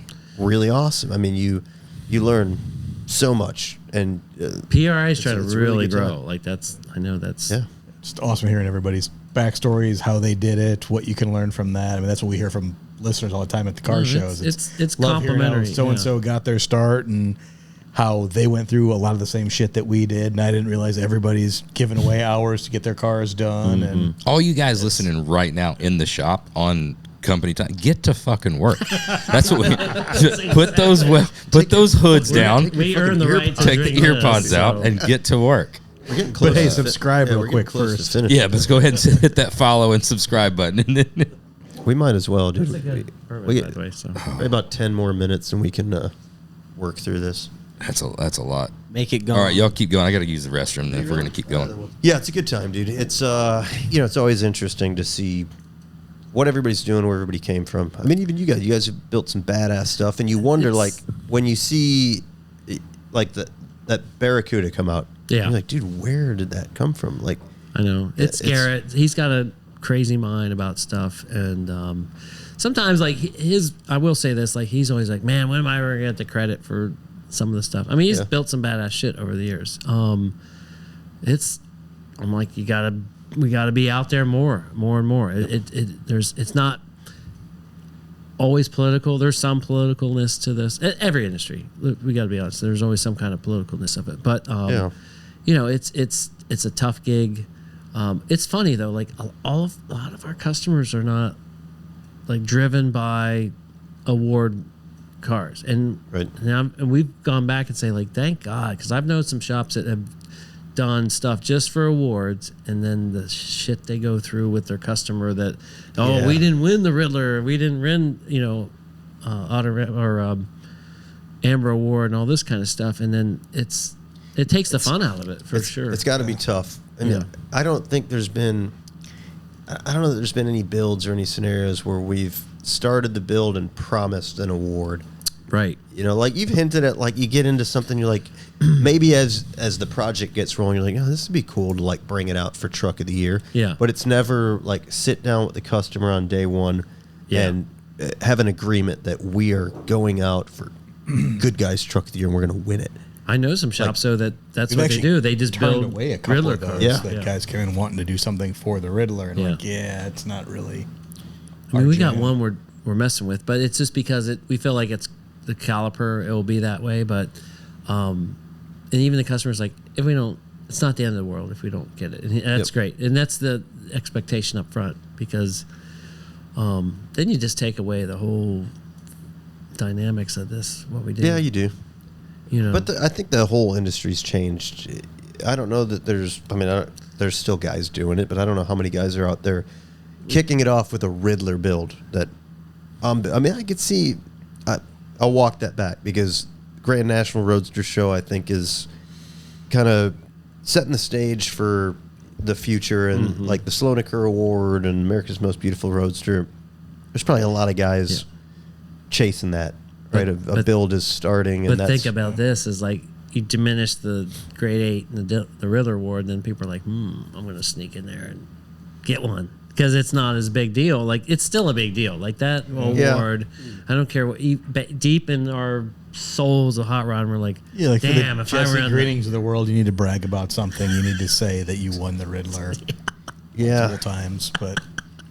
I wish it's not a bad. I wish Jesse would go out and win it in like 3 years rather than win it when he did so many times, because it's hard to, as much as I like to fuck with him, he won it a lot in its heyday, which is tough, you know. Right, but if you still that's win a big win for him. If you still win it today, it's still, you're going to go to the good guy shows. You're going to get recognized oh, this is the grade 8 winner, and this is the Riddler car winner, and all that stuff. You're going to get the press right. Yeah, it still does hold some prominence for sure. People think about this. Somebody once told me this. The the guy built. It's Eddie Denkenberg. You know that guy. He built the Nickelback car back. It was when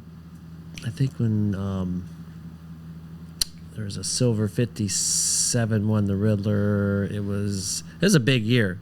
I think Goldman had a car out there. There was Denkins. There was the Tux car. DSE. Yeah, Detroit. They had that. There was that was a big year, and everybody was like, "I should have won. I should have won. I should." Yeah, you all should have won because it was. Who won it? It was that 57. It was all silver 57. That's the thing. You can think of all the grade 8 winners and like who won the Riddler though. Like you don't always put that together, but yeah, the point is like people were spending millions of dollars just to get this one trophy, and it's amazing like the power that has. Even like with SEMA, you know, people were putting millions of dollars, hundreds of thousands of hours and dollars to get a car there and debut it. Yeah, for one event. It's crazy. The landscape's changed. Like it's definitely changed because look at the Ring Brothers Aston Martin right now. Oh that car hasn't even been. None of us have seen it. It hasn't been to a show. Right. That car already has more hype, more prominence. It's more badass than almost anything that's been out there. Sure. And it's just social media. Like can't wait to see it. The reach is there, and it doesn't need to. Like I don't know. Did it win an award at Monterey at Car Week? I don't know. It's speaking for itself. Who cares? It speaks for itself in a way that I have not encountered yet. Who cares? It's so there in your face. Yeah. Is that where you think that's where things are going to lead to, where people don't care about awards? We're just bringing out nice cars. Dude, I think it will. Probably. We're just going to all be like kumbaya. Everybody wins. You know. I think it's always like the good guy stuff is cool. Like they still do, I think, a great job with Street Art of the Year, the Street Machine of the Year. There needs to be a stage to debut cars on, and the social media, just the instantaneousness of it. Yeah. Yes. It's hard to wait 6 months for Good Guys Columbus when you can get it out there now and show all the pictures and. Right. Remember, like magazine print. Too bad Josh is not here because he's old enough to understand this stuff. He was reading the fucking newspaper. It was black and white back then. But seriously, like when you get a photo shoot, you weren't around for this, but when you get a photo shoot, you weren't even born for this. I was born in 2001. Yeah, Garrett's was 2 years old. Anyways, you get a magazine shoot like by Eric Geisert. Yeah, and that was our first. It was cool. And but we waited. This is kind of funny. We did it in the summer, and then the magazine came out in December of '98, Street Rod magazine, and I went to SEMA. That was my first year going to SEMA. '98. Yeah, we were in a shop. I went out there because we were doing some wheels with Boyd Coddington when he was B Coddington wheels, one-off stuff, and so they're like, you should come to SEMA and blah blah blah, and you could just go there. It's no big deal. Yep. So we get out there, and then Street Rider magazine had our car in it, and so what I do, I get like a stack of magazines and run around all through SEMA, opening it up to our page of the car and like putting it out throughout the whole venue. Like Hot Rod Alley was like 2 booths, back then in '98. But like that was the thing, like print magazine, like print ad or cars in a magazine. It's immortal, it's Dude, it was there. cool. You'll never replace it. Yeah, and I used to pieces like those instantly on Instagram. Like, who cares? Yeah. Like I used to go if you were at the airport or Barnes and Noble or something when we were on a cover of something. I'd pull them all out and I'd put them front and center, like the whole fucking automotive magazine rack. Yeah, we did the same thing. I'd go to the the grocery store and like buy stacks of it. Like, we're in this, man. Like staying like, oh, this is us. Yeah, there's a certain accomplishment with it that, like you said, it's kind of like immortal. Yeah, it lives on. It lives on. Yeah, you can't replace that. It's not going to be scrolled past. You're not going to run into a photo bucket situation where they just like clear it off. It still means something. There's just not as many. I would do that like when I was a teacher. I would have some of my students make some parts for like a build we're doing. Like, just here, do this, make this trim piece or whatever, machine it or whatever, and then they'd see it in a magazine or something. I'm like, holy shit! They're like, that's forever. You know, that part of the car that you built or you were part of the project lasts eternally. You know, you'll be dead and gone, and that car's still around. So maybe that's what we all kind of resonate to. Welcome back. Yeah, it's an industry that lets us all pour ourselves into something bigger than ourselves, and maybe that we're all looking for that. It's just a living that lets us do just that. It's cool. I mean, it's a unique industry. It's a cool fucking thing to do, because what else can a bunch of like solid C students and derelicts do that gets notoriety notoriety across like the world? Exactly. You know? Brainstorm. Here's a question. Could ask for now. Like, what if you weren't a hot rodder? What would you do? What's another job that you would do? Dude, I've been at I did a Good Guys interview once. Yeah. In the back, they do that like builder thing, and to me, it's just a thing I would love to do. I feel like just being in a fucking rock and roll band, there's something about that, and we talked about that earlier about how like the artistry of that is cool, but being in that setting, it's like it's just your talent, and you're just putting it out there, and there's something just so fucking cool about it that. There's only 3 things I've ever wanted to be in my entire life besides doing what I'm doing. I'm being serious. It's great. I love the delivery. No, you're certain. I've said it before. Listeners are going to understand. A cowboy. Okay. A cop. Cop. Or in the armed forces. Okay. There was a time I wanted to go in the Coast Guard until like some other older people told me like, fuck that, dude. No, you're not doing the Coast Guard. You might have to be more badass to be like a serious actor, not like Coast Guard reserves, dude. Like, yeah. But like a real deal fucking Coast Guard dude going out there and battling some of those seas. I don't know. Man, I mean, that might be. That's a good. That might be the top 3 things thing you to would do if you weren't. You missed the mark, though. No, I can't do that now. You're far from any. No, dude, thank you. I know it's been my biggest regret. I'll tell you, we're gonna. Tell you what, you're not making any friends. Lifeguard at a pool, maybe. Listen, he's an employee. Just let you know. No, I didn't. Well, it turns out when I was younger, they told me that a cowboy wasn't real. You can't be a cowboy. That's a real but it thing. turns out you can be a cowboy, you can. right? If somebody would have just told me, you just work, can't man. do it in Could've been Georgia, Yellowstone. I could have been a cowboy. I wanted to be either Marines or Navy. Yeah. Yeah.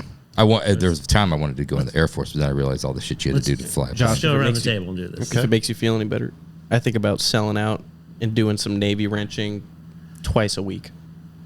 You still have it. You remember? I wouldn't tell him about the trains I can thing, hear this. but I mean, Yeah. Phil, Dude, those are cool.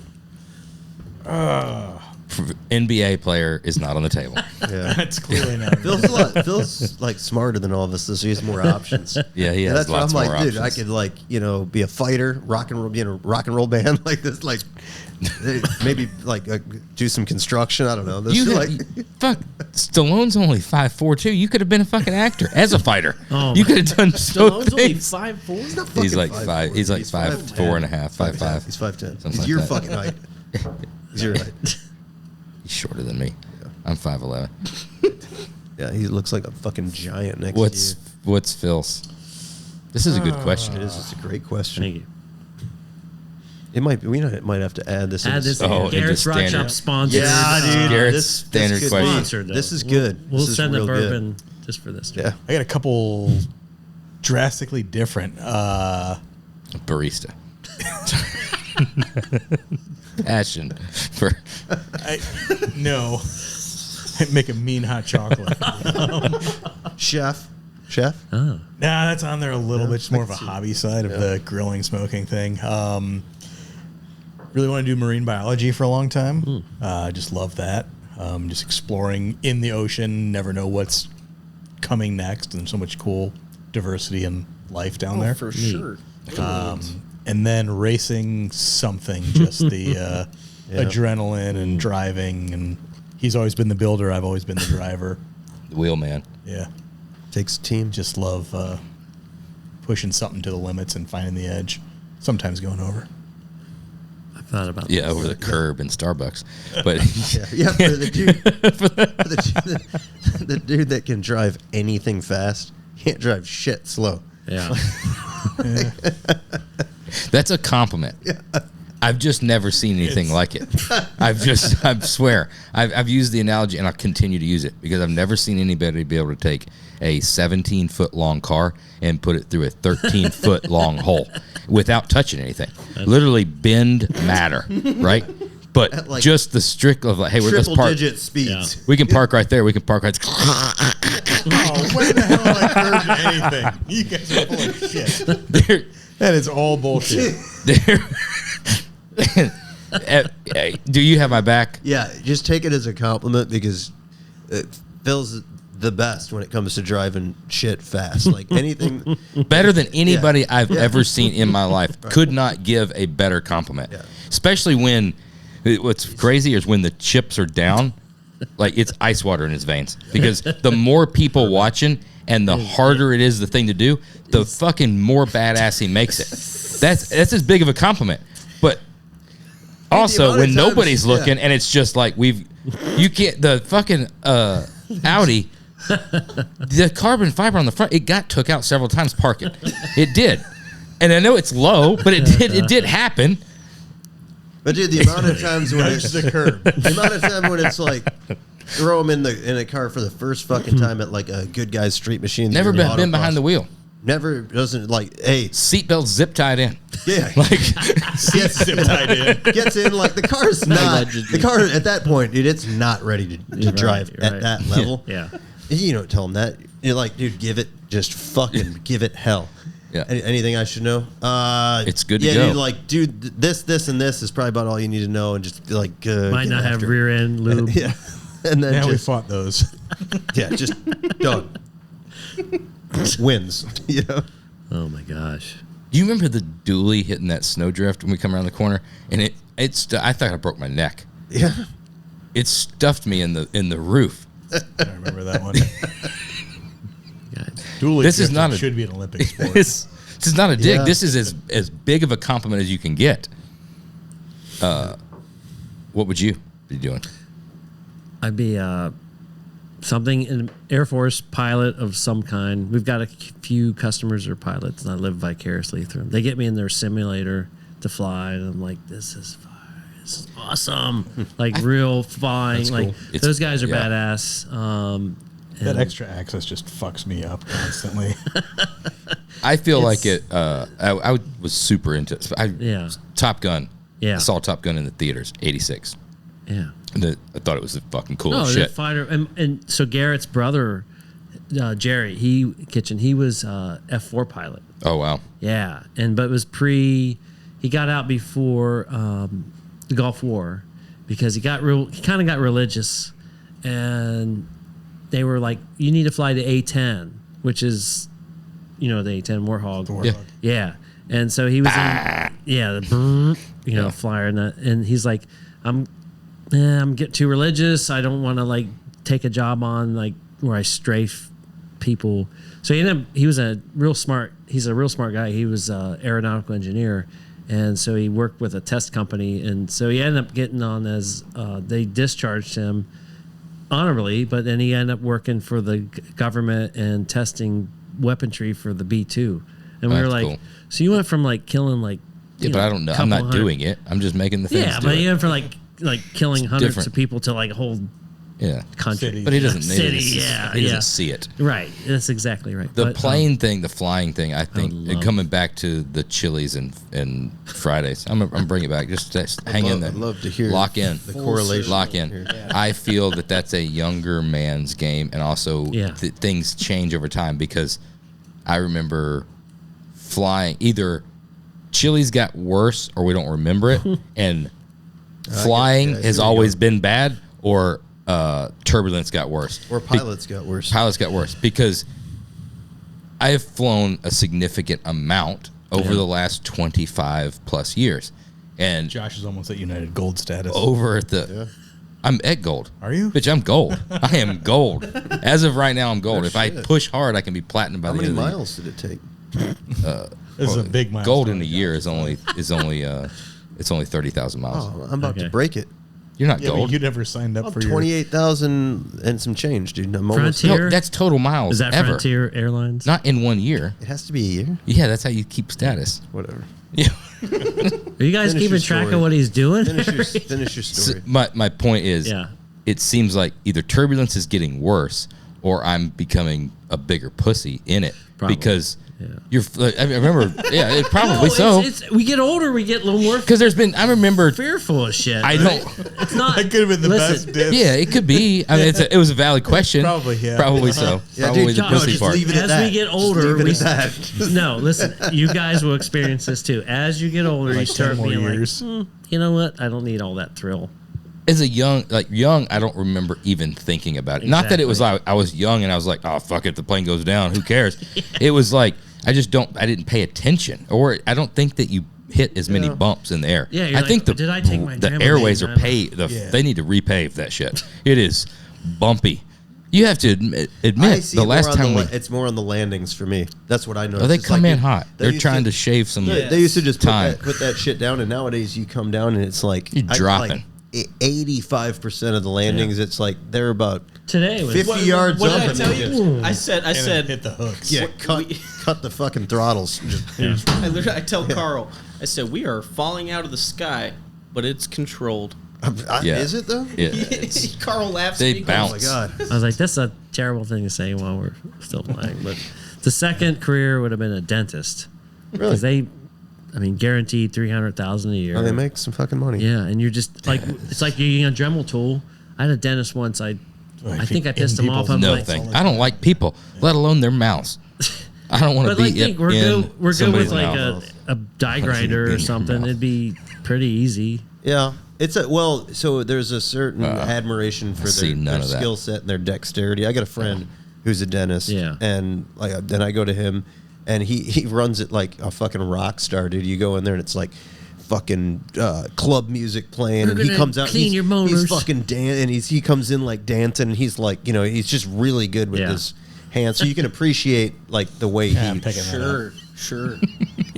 I'm not making any gay references. No, you weren't. Where are you? How are you trying to spin this? I wouldn't spit anything. Me and Phil are having a conversation. It's Here's something what's going to happen. This Garrett's business Rod related. Shop canceled. This is about something different. Yeah, I'm You sure. don't even. This is something that has nothing At to do any with you. rate, it's a talent. It's a skill. It's a fucking. It's a So skill dentist- This is a story that happened before. Dentist, and then maybe third, if I was smart, like hedge fund. Like those fuckers make tons of money. Like, Yeah. I So look yours back. are then- financially. Just These are doesn't sound financially like that driven. exciting. Yeah, because I Yours look are- about like everything I've teacher. Yeah. Around Bill. I mean, no. I mean, I can't say like Garrett has done. I will say like when people say like he's done really well with Hot Rod. Yeah. And if you manage your money right, like anything, we're like doctors in a sense, billable hours, right? The more billable hours you do, the more money your shop's going to make. So if you have more employees, you have good skilled people, you can bill out more hours, you can take in more jobs. Sure. That's how you increase your bottom line. I could see day trading be fun. Yeah. Hell But I don't know. It's I don't. gambling, I love gambling, Yeah, and I'm risk. I'm. Literally gambling. It is 100% gambling, and I would have no problem with it if I had enough knowledge and confidence to be like, yeah, fuck it, no problem. But I just have no idea, You sit so there it's glued to a terrified. fucking computer all day. That's Oh, dude, gambling like that, it's like being in Vegas. Make if you halfway knew what you're doing, Making money is wonderful. like all It's day long. Fun. Right? It's Fucking- a fun. yeah. There's that losing part. big moves. I was just looking at like Big the more moves. like fulfilling. Oh yeah. career, like Well, the only reason That I is brought a- it up no, because no. he talked about Thank you, Jeremy. You know what I Because mean? like making money's cool as long as money matters. Like Right. money only matters because Here's we are the young we kid. all no Yeah. we all How you gonna buy them model trains Hey, without no money? simmer That's what down. I'd like to know. Simmer down. No. Hey, more money, more model trains, but also Was that a Biggie song? No, it was. I don't think so. No. I think that's a Mr. Rogers. Maybe a Diddy song. There's so many Mr. bangers. on Rogers, this Mr. ooh. Rogers song. hey, Mr. Rogers That was is a Diddy cool song. as hell. Yeah. Ah. Oh yeah. It is Mr. a Rogers was cool. It is a beautiful day in the neighborhood. So if it's no money, just fulfillment, what is it? I'd love to study some particle physics. Holy shit. No, because break it down. You heard of the double slit experiment? No, dude, that's so far over my head. I've been to Daytona. It is an experiment. All right. We're talking electron microscopes. Okay. There are tangible experiments that prove when you observe this photon, its properties change based on if it's being observed or not. All right, this is way above my head. This is Cambridge shit. Dude, you're right. He's not a bourbon man. Hey, he should have stuck to the beer. Simmer down. Should have stuck to the beer. I know. Yeah, that's out there. It's dude. good though. Look, But it's really, cool. Is it out? Is it out there? No. Well, I'm interested. The people that are getting paid way more than us Yeah. have proved and wrote theses that, hey, atoms know when we're looking at them and measuring their properties. So if I could pick a different route, particle physics, the nature of everything, the fact that atoms know when we're looking at them, that's crazy. The way that I the get way it. that ties in the nature of consciousness. But you said fulfillment. right. How's that fulfilling? You're not. How's that fulfilling? 'Cause, Yes.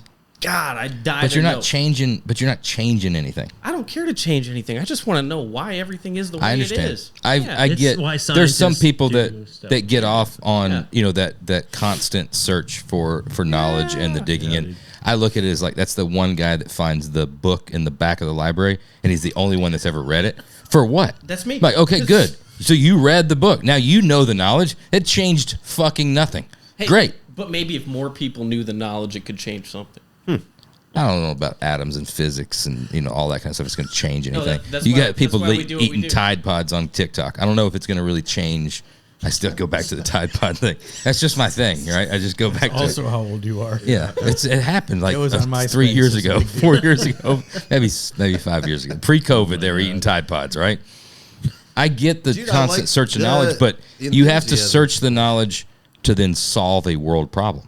I'm not trying to solve a have world to. problem. He's no. just I'm trying on to solve a niche. my own independent search. Why the fact that we observe anything? I know what Logan should. You should have been. I like to know things for You a should have hobby. been a professor. Because that's what they do. Is they get grants. Now the Figure- train thing now would make sense on the professor. I'm pretty good at 'Cause writing papers. That's interesting, dude. I'll tell you what. I listened to a wild podcast.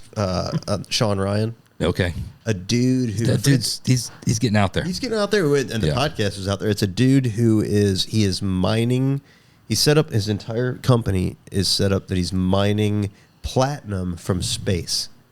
Okay, and he's basically catching rides on space shuttles through various entities that go to space. Yep. And he has this is legit. He has a massive business plan put together. It's smart fucking dude about X amount of dollars that. Just like a net, or a device. You know me. I didn't pay like a okay. shit ton of attention to all that. He's not physically going on these rides. Dude, I got the meat. He's The- hanging You got something the off cliff of notes. these. You got the cliff. I You got the ordered the cliff cliff notes, notes on those. But Free. another, It's like- free platinum out there, and then Yeah, people, young dudes with some wild ideas, man, and he's you had me at He's the double doing it. slits, and I was gonna go with you there, but then God. you lost me. Just say Adams. Google it. You know, if you're bored on the toilet Wednesday night, Google it. double slit The experiment. the theoretical stuff is what gets me though. Atoms know 120. when you're looking at them. We're made of atoms. Yeah, we're all everything's dude, an atom's a living, breathing What thing. does that mean? It's got a for the- conscience, what probably. does that mean for the nature of conscience? We're all made by a higher being. We're all made by God. We're all agreed. right. So what do you got to know about it? It's an interesting just leave career it there. path No. to search things that are already in the Bible. You're right, because Like- it's probably not tangible. It's in the Bible. There's a language barrier. There's Right. a hardware barrier. We do not have the hardware to process it. He's It's not like- close enough to the mic, is he? No, he's not. That's fine, but It's because never gonna get whether he's on the mic or on the mic, broadcasted it's Yeah, Thank that's interesting, and this is going to continue to be. We're 100% putting this in standard questions, dude. yeah. Yeah. Courtesy of you. So It thank is. you. That's a good one. Brought to you by Garrett's Garrett's Rod Rod Shop. Garrett's Rod Shop. Make sure I want to hear that. I Yeah, don't you need will any. live You'll hear on it once. If you keep hearing it, you'll get a bill for it. But I'm not asking for redemption or residuals. That was that. Obviously I wasn't a financial wizard to accomplish that. So you guys were kind enough to help us kill this bottle. Yeah. And anybody that kills a bottle gets to autograph the bottle. That's why you see the pile of bottles. Well, Yeah. If you don't kill a bottle, you don't get to sign the bottle. you don't. But once you kill the bottle, you get to sign And the you know bottle. what? You can't. That's going up against some, I can't read it from here, but whoever signed those was probably pretty important people. You know Mark, how did Mark do that? No. Mark's not killed one. Mark killed one, but we weren't autographing bottles at that point. This is only this a new year. thing. Oh, this is a new thing. This is a new thing, and you know how you cannot kill a bottle and sign a bottle if you're not in the studio doing the podcast. Nope. You got to be here in person. When I thought I wouldn't think of any way to do this. Why would you do this? Dude, why the heck would no? Hi, I'm Colin from Columbus, Ohio. Yeah. And it's boring. And I'm drinking. Hey, Carl. Tell us why you called in today. Well, we want to get on your podcast. Well, you're on the podcast. Tell us what you want to talk about. We got our latest build coming out. Now that we do that, I actually kind of think that would be kind of fun. Just kind of shit on anybody who wasn't in person Oh, just stop then it. and Let's- there. He did, yeah. Yeah, I know. I The did. president of PRI yesterday was via Zoom, so I'm sure he's going to feel really good It's all about right, dude. listening to We this. enjoyed having But- him, but we've got to cast a little doubt. Like you got to poke at him a little. He bit. did a great job. He also had the perfect backdrop busy guy. for a Busy promotion. Not everybody can We're going to sign the bottle. We're going to put it up on the shelf of signed bottles. That's We a almost brought a pizza. trademark name. pizza. We thought about almost bringing a pizza brought and a like pizza. to eat that. Yeah, that that would have would've been been a nice. It first. would have been. It's been it no. wouldn't If be you a invite first. us, if you invite us twice. So we had our buddy Pizza Pete from Paisan's Pizza. Yep. Local customer. Pizza Boys. We've had like You know the 4 or pizza- 5 pizzas. He- I looked online. I couldn't find one pizza Oh. place in town here. It was like, Well, he brought the pizza, dude. He brought them from his place. He, From his he place owns downtown. a chain of just some ripper pizza joints, and him and his boys came out and they brought the goodness. They brought the good. We've had pizza. We've ate Dude, pizza. at Jesse's. Lobster. We had pizza at Jesse's. We've had lobster here. Richard Rollins ordered a pizza on the podcast. Richard Rollins He is- ordered his own we talked pizza. about doing that. Yeah. Via Yeah. Zoom. He was like like, pizza delivery for. yeah, Richard. I feel like Richard needs to get his ass out here. It's gonna happen. Doing it in person with Richard is gonna be now. He's gonna go after it. He's gonna get after it. Or we can mobilize. You know, every once in a while, we hit the road. We could do it at. We could do it. Richard can at- mobilize too. He can't. Yeah, Richard can mobilize in his fucking jet. One guy versus three Easily. guys. Come on. Easily. Let's not inconvenience. He's got the some shop. cool shit to look at though. He's got a cool little collection of stuff of cars. like, Guys, it's been been worse. absolutely a fucking blast. It's been fun. pleasure. It's been a great time. we didn't realize it was going to be this dramatic. Yeah, it I happens, mean- dude. I expected it. You know, it the starts. way it Yeah, goes. it starts as just the kind of standard, like, dude, where'd you come from? What'd you do? But if you want it to, The whiskey starts flowing. really be a The good whiskey time, flows. it's It helps. just- It's good yeah. whiskey. You just gotta have Just by the digging in way, and having look, fun. it's got a mirror It's a on hit. the It's back. a It it's does, an Easter dude. We egg got to talk about that. We got to before we split. Yeah. Let's talk about the Nashville. What is it, Bill? barrel. Nashville barrel. Single barrel Which bourbon. there was some confusion about where it came 124 proof. from. But Oh. we believe that Phil procured this It's like locally. a 75% chance. It's locally. It's from Gold Eagle. We know that. It's I'm sourced. pretty sure I got it. It's Good. Not 100% it's sure. Source Kentucky. That's going to be MGP and Good pull. bottled by Nashville Barrel Company. We did it our way. It started with 3 friends who saw, blah, blah, blah, yeah, marketing. Bullshit. Single barrel bourbon, cask strength, Gold Eagle. You said 10-year, It's a 10-year which is cool. barrel number 2926, 124.68 proof. It is spicy, And but you it's get gonna be used to it. signed by the 2 best employees at Garrett's Red Shop. Oh, Damn absolutely. best employees in here. The only 2 here. Somebody's got to sign Garrett I will. for I'll do it. Garrett. Yeah, I will. Because he's still alive and he's He's doing well. thriving, forged a doing few well. things. He's This is So he's bad watching the bastard. hell out of some Gunsmoke right now, and That's true. I'm That's- so that's- excited. my for man, him. my man. that's true. This is Can you draw like an atom or something on there for us? I sure could. Yeah, Yeah, yeah. please do. this is going to be To buy it. it's a buy it, but I'm going to go. This is a buy it to drink with a bunch of friends and go ahead and kill the bottle.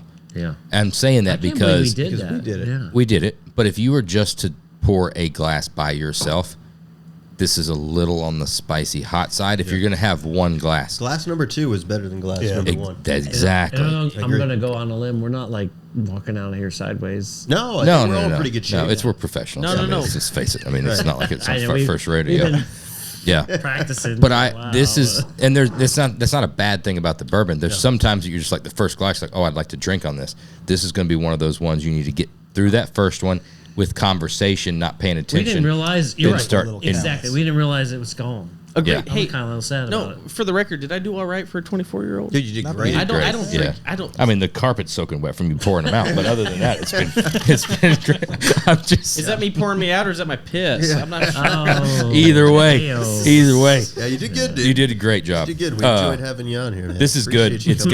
got a lot of flavor. It is a little hot. It reminds me of some of your It's some of your almost like an Willets or antique. your Willet. Yeah. I was just there. private barrel stuff. Yeah. Some of the binder stash stuff is a little bit like that. There's a lot of goodness to It's it. a lot of It goodness. is like a Willet, Now it's so. getting signed and it's getting put on the wall of infamy. But dude, I'm going to echo what you said as Bottle. far as it's, I think we dropped the review stuff, but I'm going with the buy it Yeah. on that. Would you agree? I bought it. Well, you did. You did, but you did it on a. It was Now you have on to a buy whim. another one because that one's You gone. did it on a whim. I think it was the 10-year single barrel that got me. I got good at signing my dad's for checks. purposes. There you go. I don't know if you're supposed to admit that on Yeah. Yeah, statute of limitations. It's like Indiana, Yeah. Mexico. Ohio, and here. Thanks, dude. Right there. Guys, it's been an absolute blast. Yeah. We'll see you again next week.